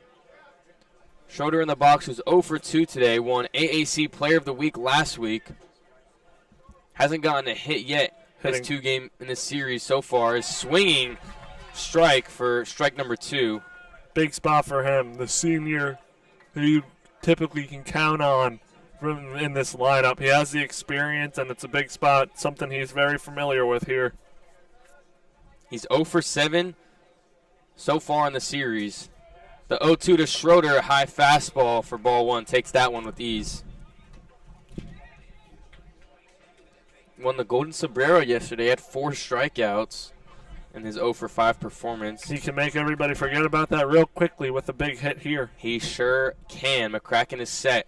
Wines, kicks, deals, gets a swing and a miss from John Schroeder, so no one's forgetting about that golden sombrero anytime soon as he goes down swinging for his 5th strikeout in 2 games.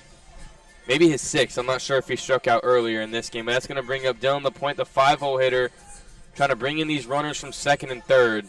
And a crucial spot, bottom of the 6th, you guys are down 1. Really need runs, not only to tie the game, but to give your team the lead. And I wouldn't be surprised if they try to stretch Tyler Murphy to pitch another inning. I heard movement down there in the FAU bullpen. I heard gloves popping. Unfortunately, we can't see hits it. One into right center field. Motley tracking it down at the track, makes the play in the gap. So FAU leaves 2 on base. Dewar at 3rd and Ward at 2nd to end the inning. J.D. McCracken doing a good job to get out of the inning. The Owls go scoreless, FAU that is, in the bottom of the 6th. Heading into the top of the 7th, Rice has 6, 7, 8 due up on FAU Owl Radio on YouTube.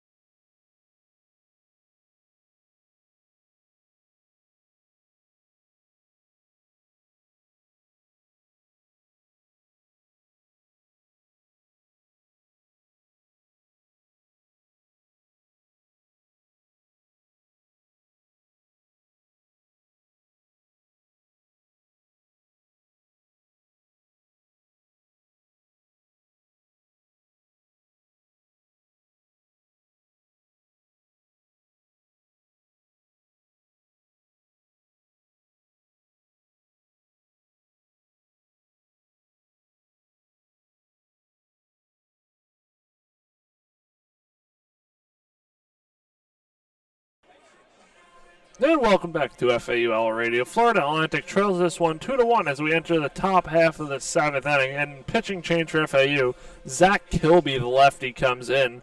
21 and a third innings pitched this season, 15 earned runs, and 16 strikeouts to a 6.33 ERA. And starting things off this inning for Rice at 6-7-8, Zito Rankin Johnson. FAU bats have kind of gone cold in this game. Only 4 hits through 6 innings. They left some runners on base in the last bottom of the inning, I should say. The lefty Kilby deals a breaking ball, misses inside for a ball, 1-0 count on Rank. Check that, Zito. Kilby rocks and deals. Changeup spiked into the dirt, blocked by LaPointe. 2-0 count. I don't think Kilby has come to relief yet this year. Typically a starter, yes. He's been FAU's midweek guy when they've played teams like Miami twice and UCF, I believe, as well. So Kilby comes set, rocks, and deals. Fastball hit out into left field. That ball's going back. Trouble. Left fielder Schroeder goes back, and he makes a catch just shy of the warning track in left center field. So 1 down, and that brings up the 7-hole hitter, Tanner Rank. I will say Schroeder's definitely gotten super comfortable in the outfield. Transitioned from catcher to right field last year, I believe. He played some games at catcher, was mainly a right fielder, and when you play right field, you're usually trying to just hide a guy, you know what I mean? He moved over to left field this year, and he's done a good job. And Schroeder actually he was playing catcher in the MLB Summer League this past offseason. Got you. Zach Kilby dropped a breaking ball in there for a strike, so it is 0-1 on rank now. As Kilby rocks and deals, spikes fastball blocked by LaPointe in the dirt. It's good to have that versatility. I mean, Kenley Jansen was a catcher. Kyle Schwarber was a catcher. There's got to be some other guys. There definitely are. Jameis Winston was a catcher. So 1-1 count. Kilby deals. Breaking ball in the dirt. Low. 2-1 Craig Biggio. count. There we go. There's another one. Craig Biggio was a catcher before getting converted to a second base slash, infield guy. So Kilby sets. Rocks and deals in the 2-1 count. Drops a breaking ball in there. Called strike. 2-2 count now on rank, who is 1 for 1 on the day. Wilson hitting Contreras. 250. I don't know if you knew this. Wilson Contreras is going to be playing first base for the Cardinals. Yes, he was playing first a little bit last year as well. Kilby deals. Fastball misses inside. 3-2 count now. Bullpen for FAU has definitely been slightly inconsistent. There's been some guys that can come in and absolutely shove like Steven Andrews, but those same guys can, struggle at times. That's just what happens when you come out of the pen. So Kilby comes set. Kicks and deals. Breaking ball hit hard in between the hole between first and second for a 1-out single. And Trainer Rank is 2 for 2 on the day with 2 singles and a walk. It's an outside changeup, I want to say, from Kilby, and Rank just saw it out of the hand, waited back on it, and hit it right where it was pitched. That's what you're taught to do. Hit it where it's pitched. So now the right-handed hitter Max Johnson comes up. He is 0 for 2 on the day. So Kilby sets and deals. Fastball in there. Called strike, laid off by Johnson, the righty. That one looked a little in. I think Rice agrees with me. Their dugout was not happy with that one. Runner on first is Rank. He has 1 stolen base on the year. Kilby looks in for the lefty-righty matchup. Comes set. And throws over to first. Rank goes back in standing. Not close on the pickoff move there. Just keeping him close. Zach Kilby wears number 55, it looks like. For Florida Atlantic as he comes set. The 0-1 pitch on the way. Fastball hit high on the infield. Kilby calls off, and then Romano calls him off and makes the catch just shy of the mound to the left of it. And there are now 2 away. Rank remains at first. Interesting part of this game and part of last game, I believe Rice only gave up 3 runs through 6 innings. As a team coming into the series, have a 7.04 ERA with a 1.78 WHIP and an opponent batting average of a 3.06. So we have a pinch hitter. Pinch hitter is the catch for Lorenzo Rice is Brayden West, I believe that is. He caught yesterday's game. And Coach McCormick is going to pull the string on Kilby. Just wanted to get him a couple pitches, so he goes in and only throws 11. Yeah, we've seen this a lot. So it's actually Landon West, not Brayden West now. Got you. Yeah. And both the brothers started yesterday, didn't start this one. We're going to do a quick break here as Zach Kilby walks off the mound, gets 2 outs, and Coach McCormick makes a pitching change. So we'll be right back on FAUL Radio as we await the new pitcher.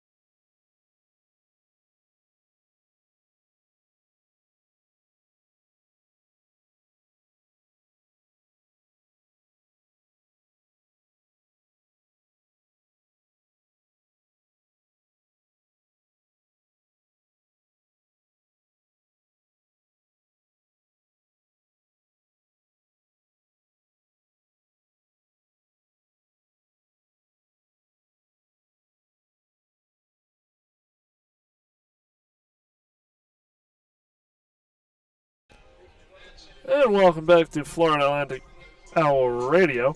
Kide Atatui, the left-hander, is in for FAU. He has thrown in 5 2/3 innings this year to a 9.53 ERA, so struggled a bit, 6 earned runs, and big spot here to face the pinch hitter, which is Landon West.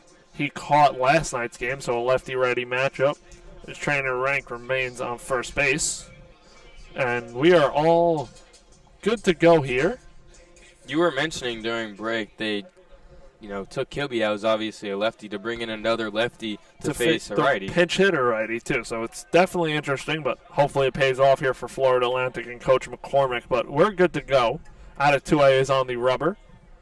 Landon West is in the box. And Atatue first throws over to check Awkward Rank. pickoff move. Check Rank at first, and Rank goes back in standing. So Atatue looks in for the signs. Comes set. And deals. Change up low in the dirt. 1-0 count on Landon West. Landon West hitting .276 on the season, 58 at bats, 16 hits, 10 walks, and 8 RBIs, also a home run. Atatue deals, change up, Swan, and missed. 1-1 count.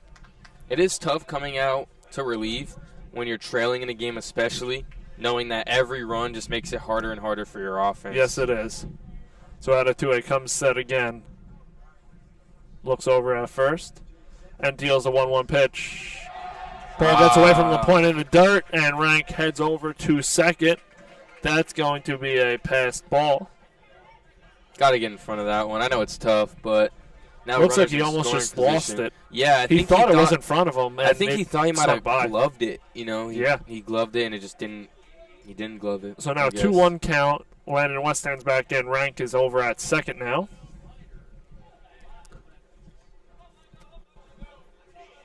Atatue comes set. And deals. Change up Swan and miss strike 2. 2-2 count. 2 away. Runner on second. Atatue taking a second to gather himself before he steps back onto the rubber. Landon West been ready to hit, though. He has not stepped out the box once. He comes set. And deals. Rank is off and running in the dirt. Transfer missed by LaPointe, and Rank is on third now with a stolen base. I mean, essentially, LaPointe just has given Rank 2 bases to work off of. Yeah, he did. So, 3-2 count. Atatue deals, pitches fouled off over the stand. Technical difficulties. Yeah, hopefully everybody could hear us. I think this happened with Maddox on one of them, that his mic just would keep cutting in and out. So if it keeps happening, I guess we'll make a quick switch. We should be good for right now. Hopefully everything's all good. So full count. Rank leads off of third. Landon West set in the box, and Atatue comes set and deals. Change up in the dirt, laid off by West. Good take. So runners on the corners now for Rice. With 2 away, up by 1, 2-1. And now turns it over to the top, and Boca Chica, who is 2 for 3 on the day with 2 singles and a strikeout. LaPointe walks out and gives signs to his infield. First and third situation here with 2 outs. Don't anticipate anything big happening here with 2 away, so FAU hopefully not going to bite on anything Rice attempts. I will say the difference between a runner being on second and third is not too big when it comes to Rank being at third, because you can't get a sac fly. So Atatue deals the old pitch, change up in the dirt, 1-0 count, struggling to find the zone here. I don't understand why you'd go to a lefty, not only when the pinch hitter is a righty, but this entire Rice lineup is righty field, and now what do you know? McCormick's going to make another pitching change. Oh, my God. So Atatue done in the, it looks like, in the middle of the at-bat, which makes it even more odd that you're taking him out in the middle of an at-bat. So Atatue's night is done, and we're going to take a quick break right here on FAU Owl Radio as we await the pitching change.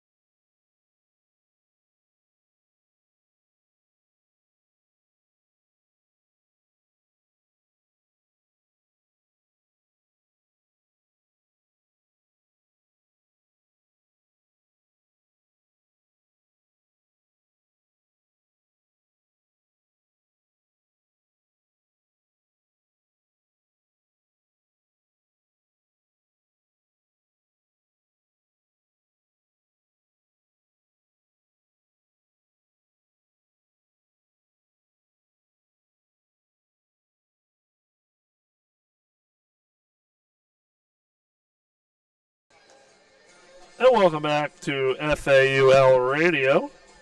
The new pitcher for Florida Atlantic is right-hander Stephen Andrews, who we saw last night. He will be facing the leadoff hitter Boca Chica coming into a 1-0 count.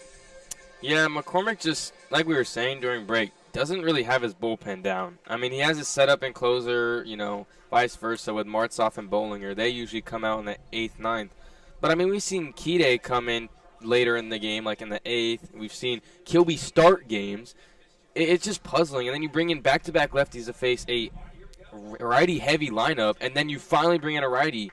It doesn't make any sense. So, runners on the corners, Rank on third, West on first. Andrews deals to the righty, Boca Chica, breaking ball in the dirt, blocked by LaPointe. Now it's a 2-0 count as Andrews came in the 1-0 count, left on by out of two-way. Some wind. And the thing is Andrews is a pitch-to-contact guy. You can't really have him do that right now because there's runners on the corners. So Andrews comes set and deals, breaking ball, little chopper hit to third base, play. softly, and fielded by Romano. He's going to eat it. Rice adds another run, and they lead this one 3-1. West moves up to second, and that's an infield single, RBI single by Boca Chica. It gets it done. It was a half Swinging swing, bunt. Swinging bunt, and it was just put in the perfect spot. Romano playing nowhere near the grass. Tough play. Good job eating it, though, because, Lord knows if he throws that past the first baseman, you probably are looking at Boca Chica at second or third, and West probably scoring. So smart decision by Romano to hold that one over at third. You know what isn't a smart decision and who didn't make smart decisions? Coach McCormick. Coach McCormick. That was a very puzzling decision. I mean, this is like, it's on him. Like, I can't really find any. Out of two, I shouldn't have been in that spot from the Or jump. Kilby, because Kilby was brought in as a lefty to face like 6 straight righties. So if you don't want to go to one of your, bullpen righties, then keep Murphy in for one more pitcher or something. Now, Brayden West will come up and pinch hit for Robson. With his brother at second. But, yeah, I'm definitely a little bit heated by Coach McCormick's actions so far. So Landon West leads off second. Boca Chica leads off first after an RBI infield single. So righty-righty matchup. 2 away. Rice leads this one 3-1. And Andrews is stepping back onto the rubber right now. Got to get the out here. Got to keep it 3-1 deficit. Andrews deals. Breaking ball hit on the ground. Ooh. Off of the glove of the diving Ward. So he'll hold the runners. And a great job everybody by moves Ward, up. though. Had to keep him there. And Ward did a very good job of keeping him over at the not scoring on that because that gets through. He's probably scoring over at third. That was easily 90 off the bat. Ward, who has played second, short, and third, is now at first for today's game, has been there and has been amazing over there. And if that ball gets to the outfield, we're looking at least 1 run scoring. Exactly. So it remains a 3-1 game, 2 outs. Now Blaine Brown comes up to face the righty Stephen Andrews, and this is the right guy who Rice wants up. So Stephen Andrews comes set to deal to the lefty Brown. Bases loaded, 2 outs. Andrews deals. Breaking ball fouled off into the screen. And look at this. Now you're facing the lone lefty. After you've already used your 2 lefties from the pen, now your righty has to face a lefty when if you just brought him in to start the inning, he'd face 6 straight righties. Correct. So 0-1 count, bases loaded, 2 away. Rice leads 3-1. Andrews sets. And a big power threat, too. And fires. Great pitch. Change up, 0-2 count now. Both West brothers on the corners and Boca Chica on second. Blaine Brown steps back in for the 0-2 count. This is the last guy that you want at the plate if you're FAU, and the number 1 guy you want at the plate in this situation if you're Rice. So Andrews sets. And deals. Breaking ball hit up the middle. Caught Nice. Bernie shortstop Randall LaRue, who was shaded up the middle. Andrews gets out of it, and FAU is going to come back up to hit after the 7th inning stretch, trailing this one 3-1 on FAUL Radio.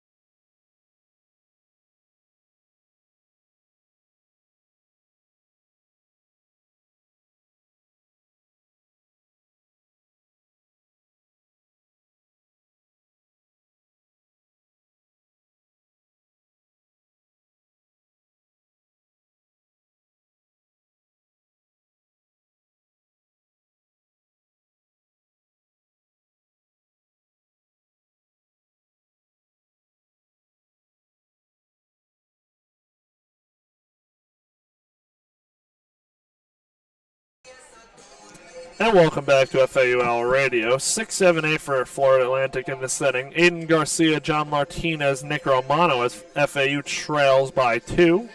And J.D. McCracken still in there. I mean, he's pitched a gem so far. 76 pitches, 3 strikeouts, 3 walks, only 1 earned run, 4 hits through 6 innings. And now lefty-lefty matchup right off the jump.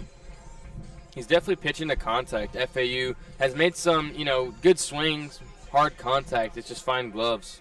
So McCracken rocks and deals. Fastball looked at by Garcia right down the middle for strike. 0-1 count. Garcia scored the lone run of this game for Florida Atlantic. Has a walk and a strikeout. McCracken deals. Fastball inside corner, strike 2. 0-2 count on 6-hole hitter Aiden Garcia. Coach Pierce has definitely made a difference already. The Rice pitching has just been a lot better than it was on comparing the seasonal averages. Yes, I agree. As McCracken deals, breaking ball, slider to be exact, 1-2 count off the plate. And their 2-out hitting has been, stellar in this series. Yes, it has been, as McCracken winds and deals again. Breaking ball misses high, 2-2 count. Garcia trying to be the leadoff man for Florida Atlantic and get on in this inning. McCracken deals. Fastball hit on a line in front of the center fielder. That's going to drop for a leadoff single. Just what FAU needed here. Bringing up now the 7-hole hitter, John Martinez, 0 for 1 on the day with a walk and a ground out. Garcia's been seeing McCracken easily the best out of anyone else besides Jake Dewar in this FAU lineup. Rice still has action going on in their bullpen, and looks like we're going to have a mound visit. Maybe. I don't think it's a pitching change. I don't think that's Coach Pierce. Or it is, maybe. We are waiting to see. It doesn't look like it, though. So we do have changes I was just about to mention the field. Brayden West, who pinch hit, is playing first base now. Landon West is catching. And Trainer Rank moves from first to left field where he was last night. So essentially Rios gets subbed out. Yes. Rank moves to first. Or Rank moves from first to left. Brayden West to first. And his brother catching. So big spot for Nick Romano against the lefty McCracken. FAU looking to check that. Not Romano. Romano's on deck. John Martinez, big spot.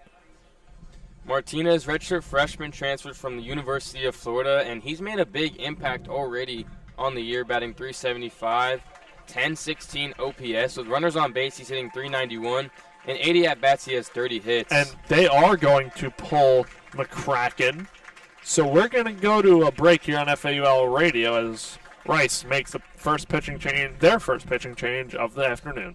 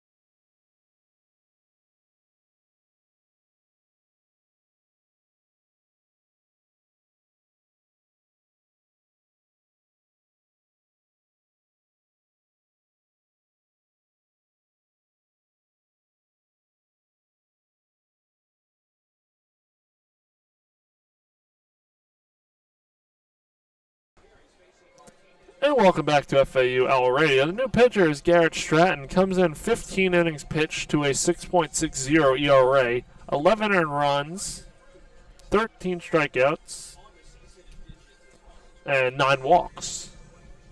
So big spot for the righty to face the righty John Martinez. It's Martinez, Romano, and LaRue. With no outs, Garcia got on by way of a leadoff single to finish McCracken's day, but Garcia is McCracken's responsibility over on first if he is to come around and score. John Martinez 0 for 1 on the day. I mean, Florida Atlantic just has to find a way to at least get one in this inning, down 2, 3-1. And you're in a great spot, no outs. Garcia at first doesn't really have much speed, but if you can advance in the second,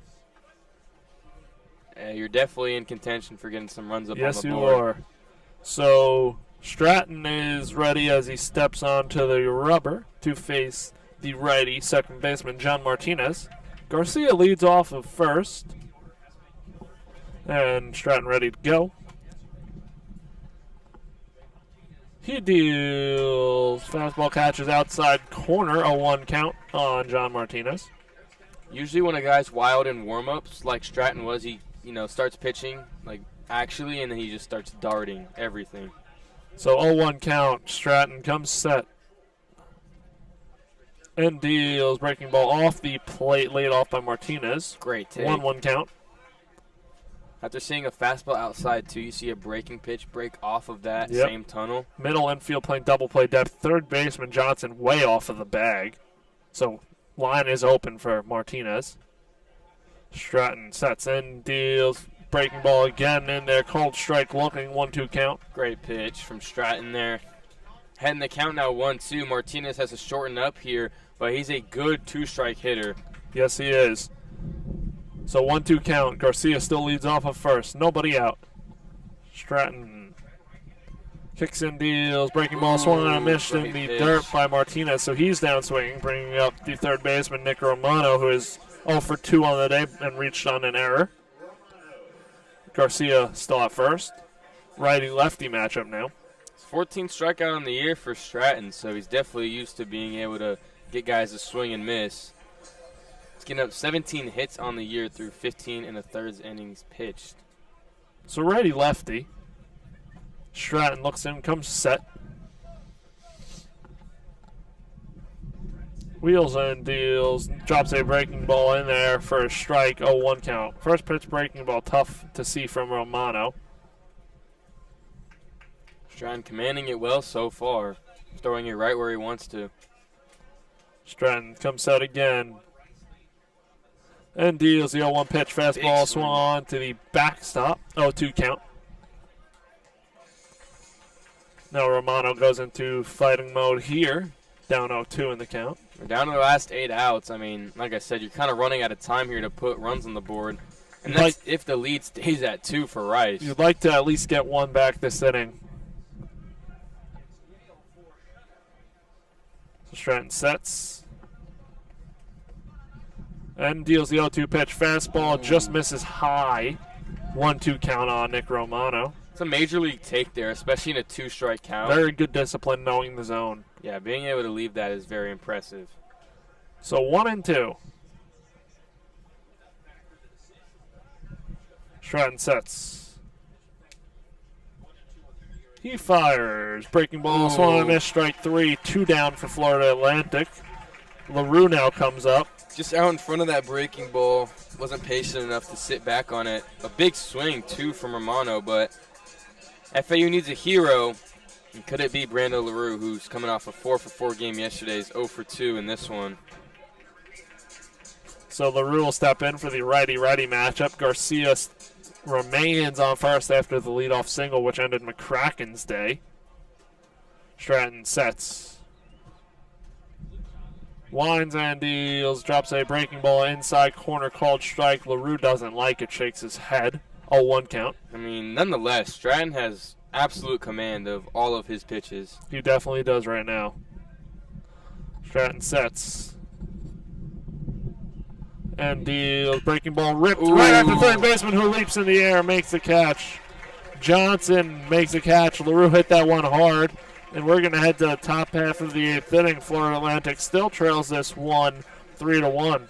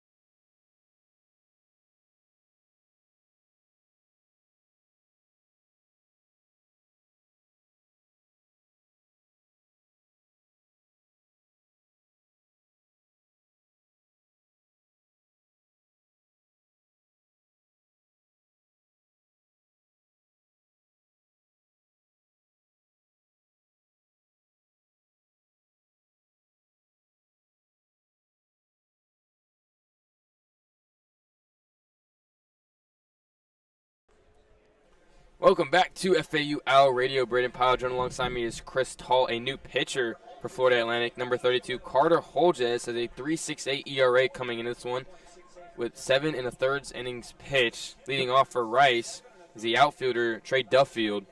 4-5-6 in the lineup. Duffield, Motley, and Zito due up for Rice. First pitch, fouled down the right field line, out of play for strike one. Holges has an overpowering, over-the-top fastball that he likes to go to in any part of the count. As that first pitch was a fastball high and tight, just fouled off. Holges, the 0-1, tries to drop a off-speed in there, too high, makes it a 1-1 count. Holges pitches out of the stretch. Yes, he does. That's what most relievers do. Yeah. That's what they're most comfortable with, because that's typically what they'd come in with anyway in a game situation. Exactly. Holges fires a changeup in there on the lower half of the zone for strike two, makes it a 1-2 count. Yeah, a lot of relievers come out of the stretch. It's just more comfortable. It's second nature for them. Correct. Holges, the 1-2, fouled straight back in the backstop, but that brings up another point, though. Brings Kilby out of the pen. And, you know, Kilby obviously pitches not out of the stretch. He comes set on the mound. So it's definitely interesting to see that happen. Yes, it is. And you might need Kilby tomorrow for long relief, and you only pitch, 2/3 of an inning? 2/3 of an inning. Holges, the 1-2 to Duffield is a changeup low for ball two, makes it 2-2 count. And you used 3 pitchers to get 3 outs, and they only allowed 1 run. Kide didn't even get an out recorded. It was just confusing. So, realistically, they all should be able to come back tomorrow. Holges on the 2-2 gets Duffield looking for strikeout number 1 on the day for him, and out number 1 on the top of the 8th. They should all be able to come back tomorrow. They didn't throw many pitches. No one threw, I think, more than maybe 15. Well, Andrews pitched yesterday, and he pitched today. So Andrews will be done. You don't typically go 3 straight days, even if you pitch just a little Unless bit. you're just like a dominant closer, which he's not. He's more of a middle relief, long relief, maybe even a setup guy. 1 down on the top of the 8th. Tobias Motley, the 5-hole hitter, up to the plate against Holges. Holges kick steals first pitch, drops an off-speed in there for strike 1. 0-1 count. Motley's 0 for 3 today with 3 groundouts. Hodges, the 0-1 to Motley, spikes one in the dirt. Good block from the point, although it doesn't really matter with no one on base and a 0-1 count. Makes it 1-1 to 1 out. Hodges has 10 Ks on the year to 5 walks. 1-1 to Motley, a fastball in there for strike 2. Holders throws sitting from 91 to 94 from the right side. Big righty. He hides the ball very well because he's so over the top. It just kind of pops out of nowhere. I believe he's a pretty tall individual as well. 1-2 from Hodges, gets a high swing and a miss on a fastball up in the zone for a strikeout number 2 and out number 2 in the top of the 8th. He's seen 2 and he struck them both out. He's going to bring up the 6-hole hitter, Zito. I said hitter very weird just then. I said heater. Anyways, Michael Zito playing shortstop. It's up to the plate after Hodges has struck out back-to-back hitters. Hodges comes set, kick steals to Zito, a cap hit, just foul. Maybe hit it off the plate for strike 1. Good changeup there, gets Zito out in front. Barely able to get a piece of that one. 2 outs, top of the 8th. Rice leads 3-1, out hitting FAU 9-5. No balls, 1 strike. Hodges on the bump. He kicks and fires an off speed in the dirt for ball 1. 1-1 count. Trayton Rank, my bad, my apologies. Trayton Rank in the on deck circle. It has really turned into a beautiful early evening for baseball. There were some clouds early in this one, but not many of those now. 1-1 from Hodges, another high fastball generates a swing and a miss again, makes it a 1-2 count. There are some clouds, that's why it's not like the sun isn't beaming on us. See over there, the sun isn't very sunny. It's kind of just like, oh. You know what I mean. Yep. 1-2, 2 outs. Hodges fires, and it's fouled straight back into the backstop. We'll do it again at 1-2. I got a little excited for that one. Yeah. Did get a little excited. I did think he could strike out the side here, so. He could. I saw the pitch, and I'm like, inside fastball. Almost had a little bit of tail as well. I'm like, there's no way he gets a piece of that one. But Zito proves me wrong, and he does. Stays at a 1-2 count, 2 outs. Hodges comes set, kicks, fires, changeup, low, and gets him looking. Bases 3 and strikes out 3. Absolute paint jobs. That's Picasso. That's Michelangelo. Leonardo. That's Donatello. I'm done. That's Raphael. I beat you. Just some context before we head into break. We tied the hot dog challenge yesterday. They ran out of hot dogs, so it wasn't our fault. They cut us off, unfortunately. But we are headed to the bottom of the 8th, where FAU has the top of the order, 1, 2, 3. Lipsy, Dewar, and Patrick Ward. We'll be back for that on FAU Owl Radio.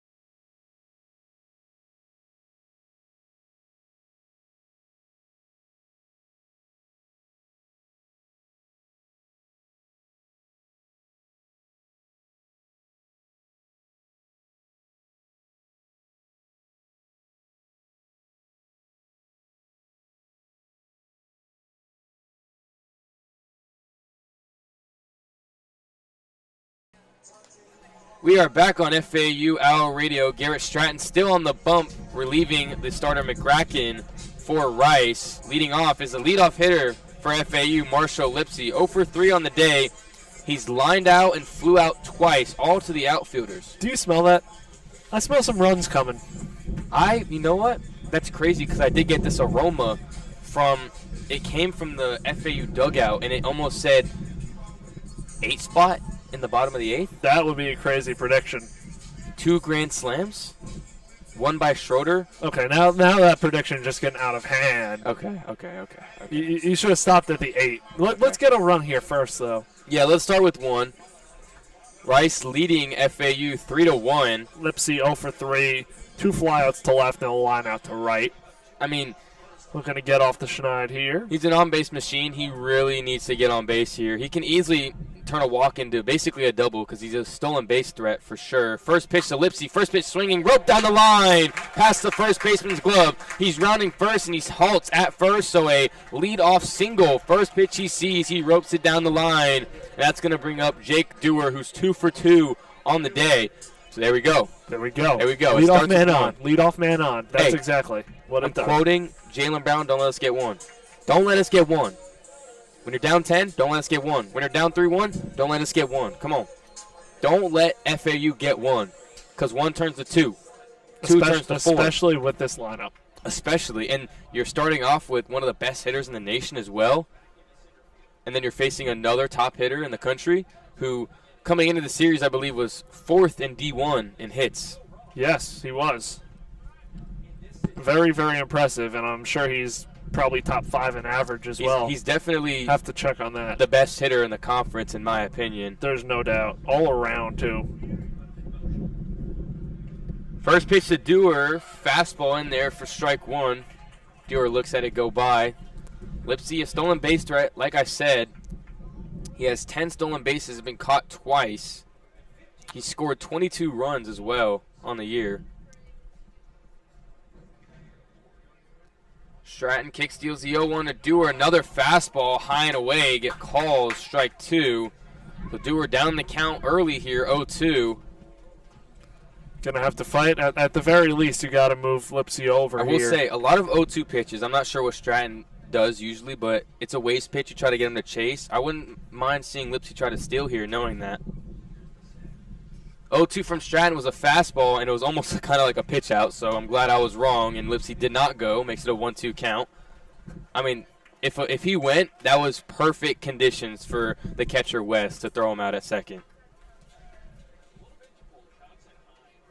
Lipsy still at first. FAU trailing 3-1. Haven't scored since the bottom of the second. Stratton picks off first for Lipsy. He's in time. Some more laundry duty, I guess. Get his jersey a little dirty. It seems like Lipsy's all over the place in every single one of these games out there in center and on the bases. His jersey's probably the toughest one to clean, for sure. 1-2 from Stratton to Dewar. Dewar fouls it off straight back into the netting, so we'll do it again at 1-2. Still no outs. Lipsy still at first. FAU not looking to do something that they did last inning, which was get the leadoff runner on by a single and go 1-2-3 after that. So hopefully Dewar can continue what Lipsy started here in this inning. Stratton's given up 11 earned runs on the year. He kick steals the 1-2 hit towards the third baseman, gets past his outstretched glove for another single to start off this inning. Dewar at first, Lipsy at second, no outs, and it's going to bring up the 3-0 hitter Patrick Ward, who's 1 for 3 on the day. This might be one. I mean, you want every one of these guys up for FAU, but especially Pat Ward with the hit that he had last at bat, the double down the line. I think Stratton's day is done. Sorry for cutting you off, but you're good. I don't think Stratton's going to see another batter here. He is not, but these two runners, Lipsy and Dewar, will be his responsibility when we find out who the new pitcher is. And we will be back for whoever we find out the new pitcher is on FAU Hour Radio.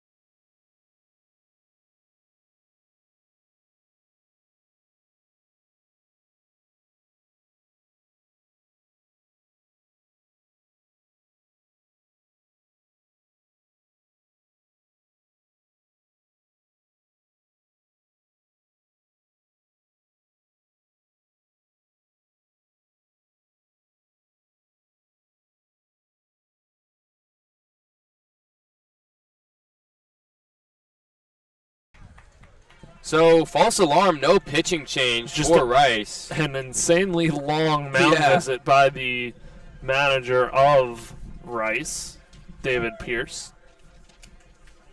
And last time we saw their pitching coach, Parker Bangs, come out and make the substitution. I will say, David Pierce, he was a pitching coach at Texas where he was for a while, so he has that, he's been around for the pitching side of it, so it's not like he's a hitting coach. And he just stopped doing that job. This is his first series coaching as a head coach, so he's still probably used to being that pitching coach, which is why Parker Banks, who coached 3 games as an interim head coach for Rice.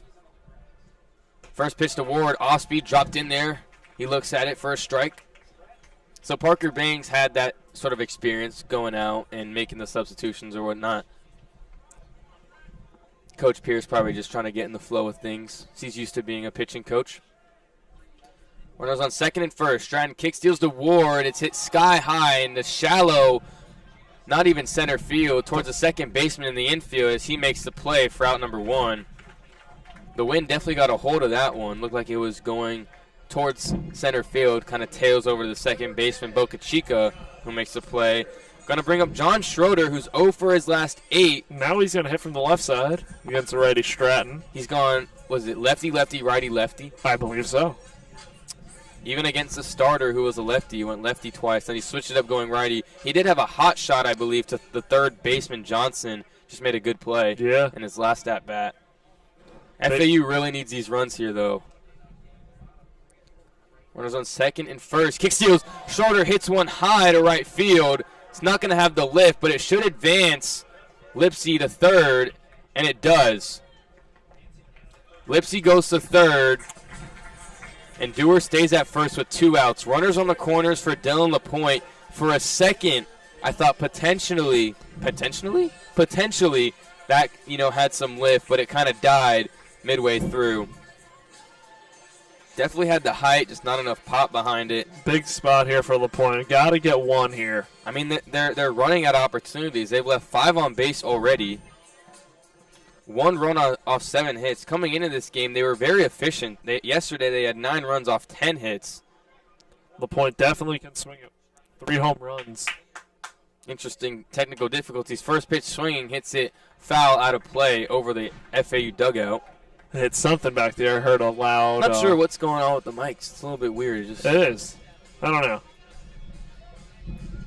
We're good now, it seems. Hopefully. But, I mean, FAU down the last 4 outs here. They're, like I said, they're really running out of opportunities, and they're down 3-1 in the bottom of the 8th with 2 outs.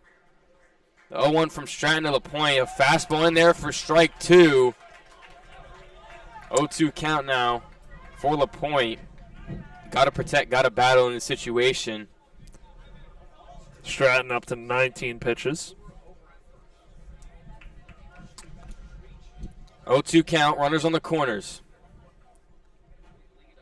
0-2 to LaPointe. He holds up for ball 1. Good take laying off that pitch. That was probably right where Stratton wanted it. He yanked that one perfectly. Stratton just didn't get LaPointe to swing and miss. 1-2 count now. Landon West comes out to make his signs to the infield. If you're Stratton, you cannot walk LaPointe here, especially when you went up in the count 0-2 and then bring up Garcia with the bases loaded. Stratton kick steals a 1-2, gets a swing and a miss, and ends the inning on a strikeout from Dylan LaPointe. A scoreless bottom of the 8th. That is now 6 straight scoreless innings for FAU, and Rice is going to head in the top of the 9th with a 2-run, 3-1 lead. We'll be back for FAU Owl Radio.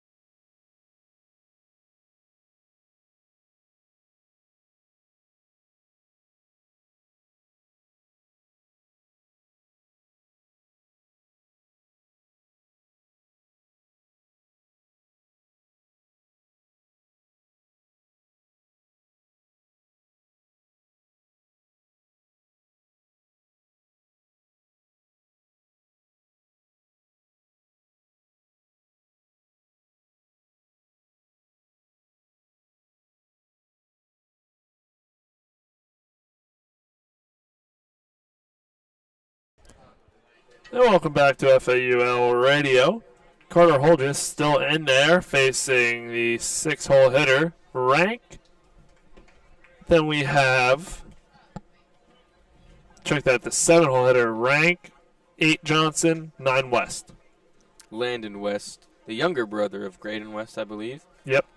So righty-righty matchup here. All righties this half inning, one in this spot on the lineup for Rice. Holgis comes set. And deals fastball hit on the ground to the first baseman Ward, who fields it and walks it over to first for out number 1. I mean, Pyle Ward is just a natural all-around infielder. That was a hard-hit ball, and he fielded it just perfectly. So now that brings up Max Johnson for Rice, the 8-hole hitter. Rice looking to tack on some insurance. Johnson is 0 for 3 on the day. Rocking number 42. Shout out Jackie Robinson. So Holgis comes set and deals. Johnson squares but pulls back. Pitch was a strike. 0-1 count. A guy tossing. There's 2 guys tossing in the FAU bullpen. Obviously, we can't see into that. So Holgis looks in for these signs. Then comes set. Kicks in, deals, breaking ball, swung on and missed, strike 2. 0-2. Interesting swing there. I mean, that breaking ball definitely looked pretty up, even with the breakdown. Yes, it did. Uncharacteristic. So 0-2 count. Uncharacteristic? Holgis deals, fastball hit foul over the FAU dugout. Remains an 0-2 count. Uncharacteristic swing. Can't speak. Can't speak today. FAU's got to keep the deficit right here at 3-1. They can come back. There's no doubt about it. They just got to do it and hold it here. And it starts with this as fastball swung on and fouled off in batter's box and rolls to the right dugout. Yeah, it does start here. I mean, obviously giving up more runs makes it harder and harder for your offense, but the offense has just been quiet, and they've left 9 runners on base. You just can't do that. You just can't expect to win games when you leave that many guys on base. So Holgis sets. 0-2 pitches on the way. Fastball high, laid off by Johnson. 1-2 count. Don't mind that pitch, especially when you're still up in the count 0-2. And Johnson's been very antsy to swing the bat in this count as well. Holgis sets.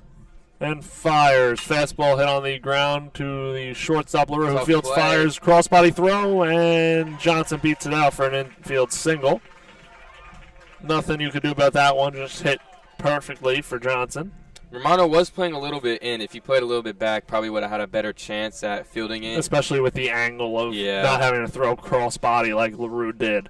Yeah, LaRue had to throw crossbody, especially at 5'7". Yes. So he got it there, and he got it there almost in time, just half a step too late. So Johnson on first. Landon West now comes up. He pinch hit in his last at bat and drew a walk.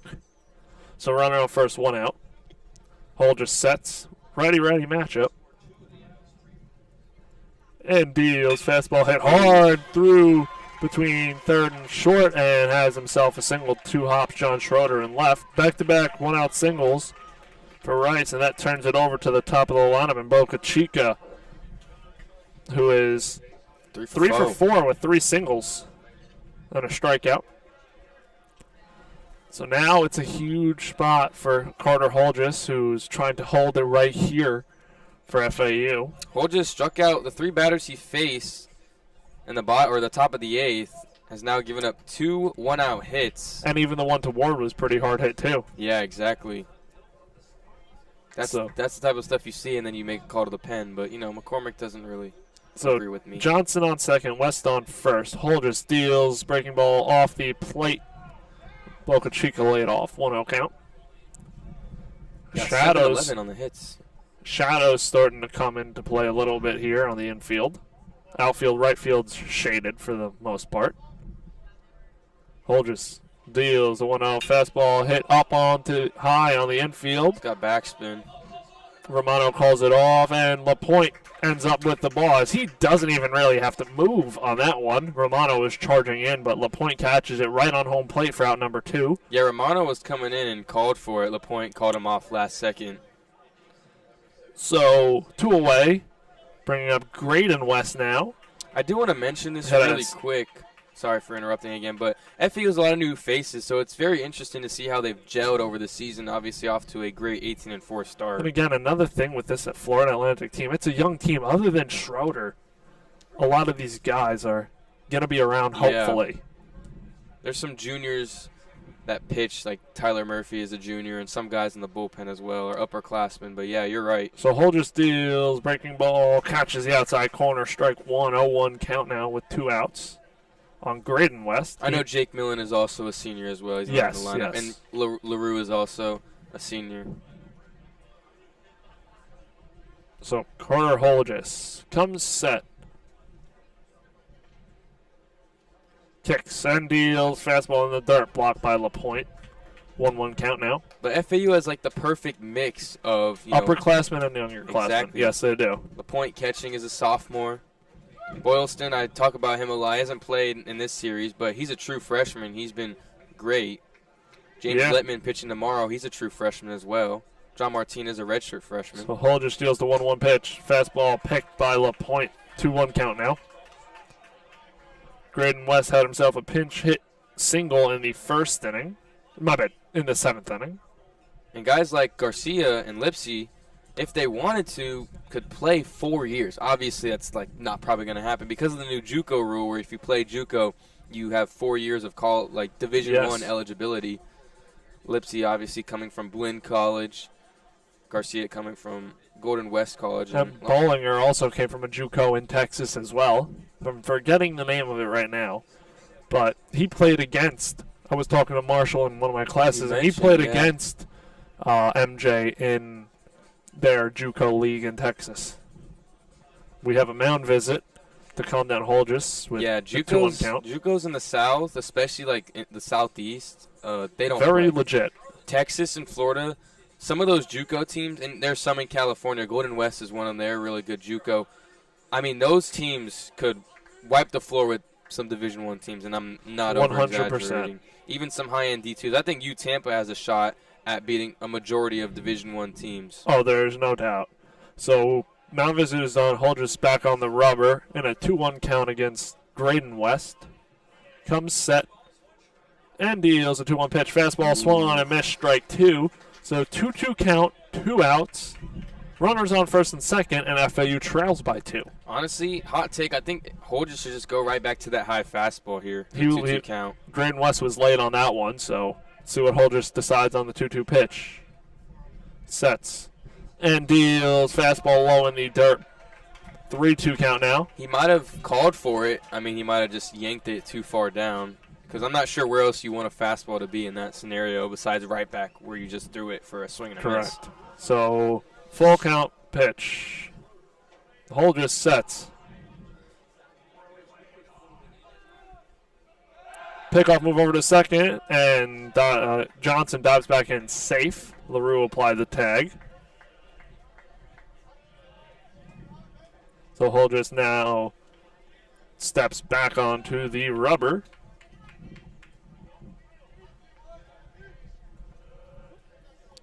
Comes set.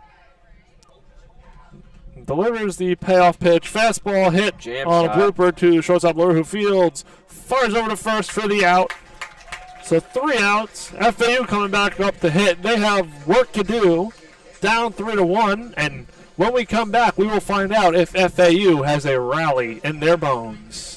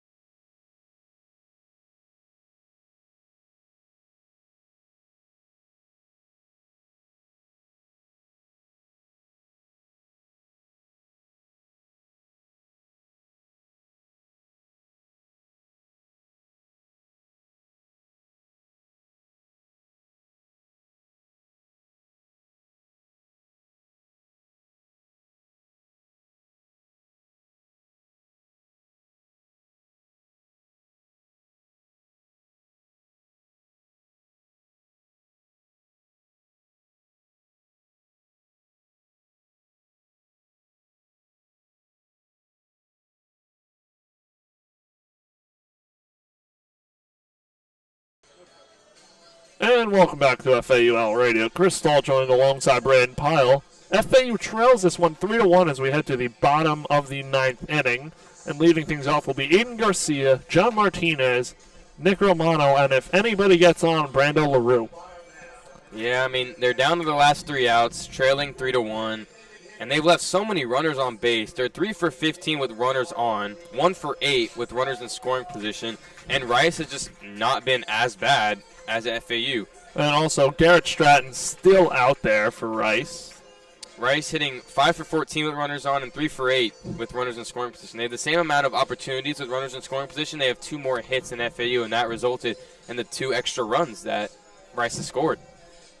So, righty-lefty matchup, Aiden Garcia stepping in. He had a leadoff single in the 7th inning in his last at-bat. Looking to do the same here. And Rice is 2 out hitting. They're 5 for 13 on the day as well. So, Stratton sets and deals fastball in there, called strike, 0-1 count. It is tough. Stratton's commanding his pitches so well. It's a lot easier when the pitcher helps you out, maybe throws a few off the plate, but he's been darting so far through 2 innings. Yes, he has been. So 0-1 count. Stratton sets again. And deals the 0-1 pitch. Fastball in there, called strike. A little bit of a generous call. That looked a little bit high, especially for Garcia. He's not the tallest guy. I think he stands around 5'10". So 0-2 count. Garcia has to battle here as the leadoff man in the 9th inning for the Owls. He bats .500 when leading off an inning. Stratton sets in, deals fastball, misses off the plate. 1-2 count. Good take by Garcia. Got to be careful throwing this many fastballs to Garcia. Big power threat. Has 3 on the year. Had 1 yesterday as well. And he's got a great eye. Has 23 walks to 14 strikeouts. So 1-2 count. Stratton sets and deals. Breaking ball, misses outside. 2-2 count. Stratton's doing a good job not going in on Garcia. He has been all off the plate. 2 fastballs called for strikes on the outside part and 2 off-speed that were taken for balls. Garcia's wheelhouse is definitely, he's a pull-side hitter, and he smashes inside pitches, especially fastballs. Shortstop Zito shaded up the middle, just left of the second base bag. Stratton deals fastball, swung on miss, foul tipped into the catcher's glove and held on by West. So 1 down for FAU as Rice is now 2 outs away from evening up this series. He slowed Garcia down with those 2 off-speeds off the plate and then gassed him up with a high fastball and a 2-2 count. It's just perfect pitch sequencing from Stratton and perfect execution. It comes down to those 2 things, execution and how you sequence your pitches. So now John Martinez comes up, righty matchup. Stratton sets and deals. Fastball hit to the screen and just in front of us. Got some clinchers. 0-1 count. But yeah, it's really, I don't want to say impossible, but it's almost impossible when a pitcher is throwing it exactly where he wants to and has a perfect sequence along with it. Yes, it is. So 0-1 count. John Martinez back in. Stratton sets. Wheels and deals. Breaking ball hit hard. Shallow reach of the first baseman, Brayden West. And the tying run comes up, and that is Nick Romano. Stratton was going perfect on his pitch location right there. He just hung an off-speed. Good job by Martinez staying solid throughout his swing, and now the tying run is at the plate.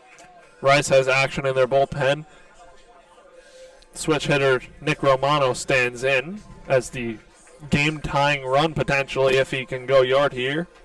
The game could also end here with a double play. Yes, it could. We've seen 3 of those. So Martinez leads off of first. Stratton looks in for the signs. Righty-lefty matchup. Stratton fires over to first. Martinez dives back in head first, safe. LaRue on deck. So, I mean, he went 4 for 4. He's 0 for 3 today, but he's a big-time player. So Stratton looks in again for the signs. Comes set. The 0-0 pitch on the way. Breaking ball. Big swing by Nick Romano. Misses that one. I think he wants to tie the game up with 1 swing. That's what that shows me. He was definitely looking to. 0-1 count now. If you're Romano, you don't need the big swing to tie. You just got to keep passing the baton. Exactly. Keep the chain going. Stratton sets and deals. Fastball right down the middle. Looked at by Romano. 0-2 count. Stratton has done a good job of first pitch strikes and then tailbacking off of that and getting another strike in a lot of 0-2 counts. FAU has definitely slowed down with their 2-strike hitting this series. They've struggled a little bit against these Rice pitchers. Yes, they have. So Stratton sets. He deals the 0-2 pitch. Ooh. Breaking ball just missed. Outside. 1-2 count. I've seen the home plate umpire call a few of those, so it definitely anxious moment or two there, but a major league take from Nick Romano. He's had a couple of those today. So 1-2 count. Romano stands back in. Stratton looks at the signs and comes set. He deals a 1-2 fastball in the dirt, blocked by the catcher Landon West. 2-2 count. Romano looking to work it here to a full count potentially, or get on here. FAU down 3-1. Took game 1 of this series last night by a score of 9-3 and looking to come back in this one. Down 3-1 in the bottom of the 9th. Down their last 2 outs as well. If you're Romano, just continue to battle. You don't have to do anything else but see another pitch. Exactly. Stratton comes set again. The 2-2 pitch is on the way. Fastball hit foul over onto the berm on the third base side. Fighting now in a 2-2 count. Romano's choking up here with 2 strikes, as you do. No leg kick as well. Just preloaded, ready to go, and just fight off as many pitches as he can. Yeah. He's got a major league eye. Like we said, he has 14 walks on the year. He does struggle with strikeouts, has 18 of those. And he struck out in his last plate appearance in the 7th. So Stratton sets. He kicks and deals. Fastball fouled off into the parking lot. Remains a 2-2 count. Nothing else you can really do here for Romano. Just, this is what he's supposed to be doing. You just foul off these pitches. And honestly, in a perfect world, just get a walk here. Put 2 guys on. Exactly.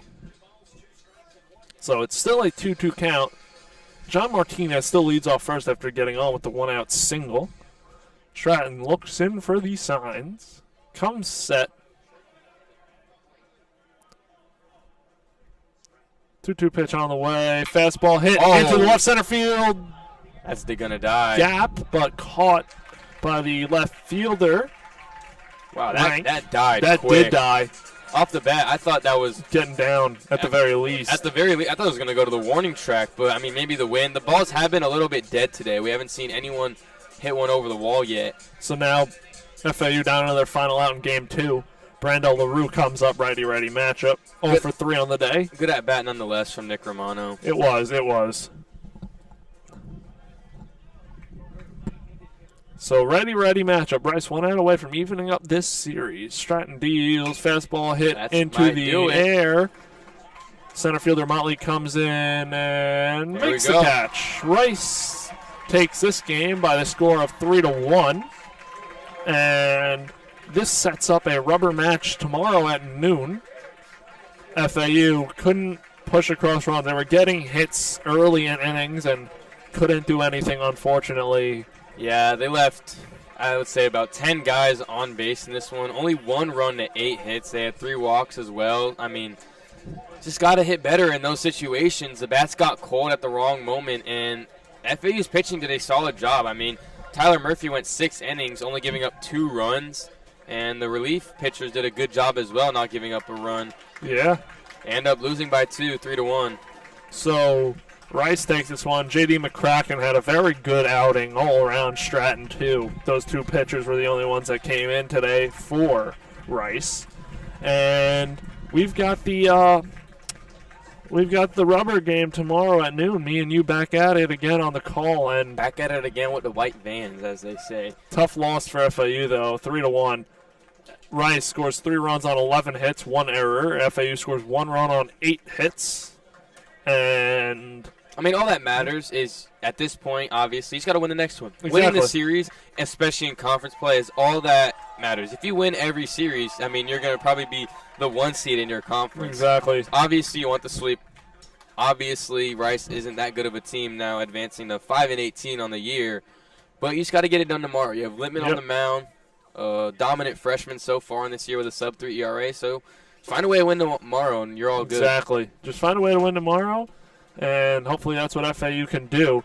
And that'll do it here from beautiful Boca Raton. FAU drops Game 2 of the 3-game set 3-1, and we'll be back here, me and Brayden, for Game 3, the rubber match, tomorrow afternoon right here on FAU L Radio.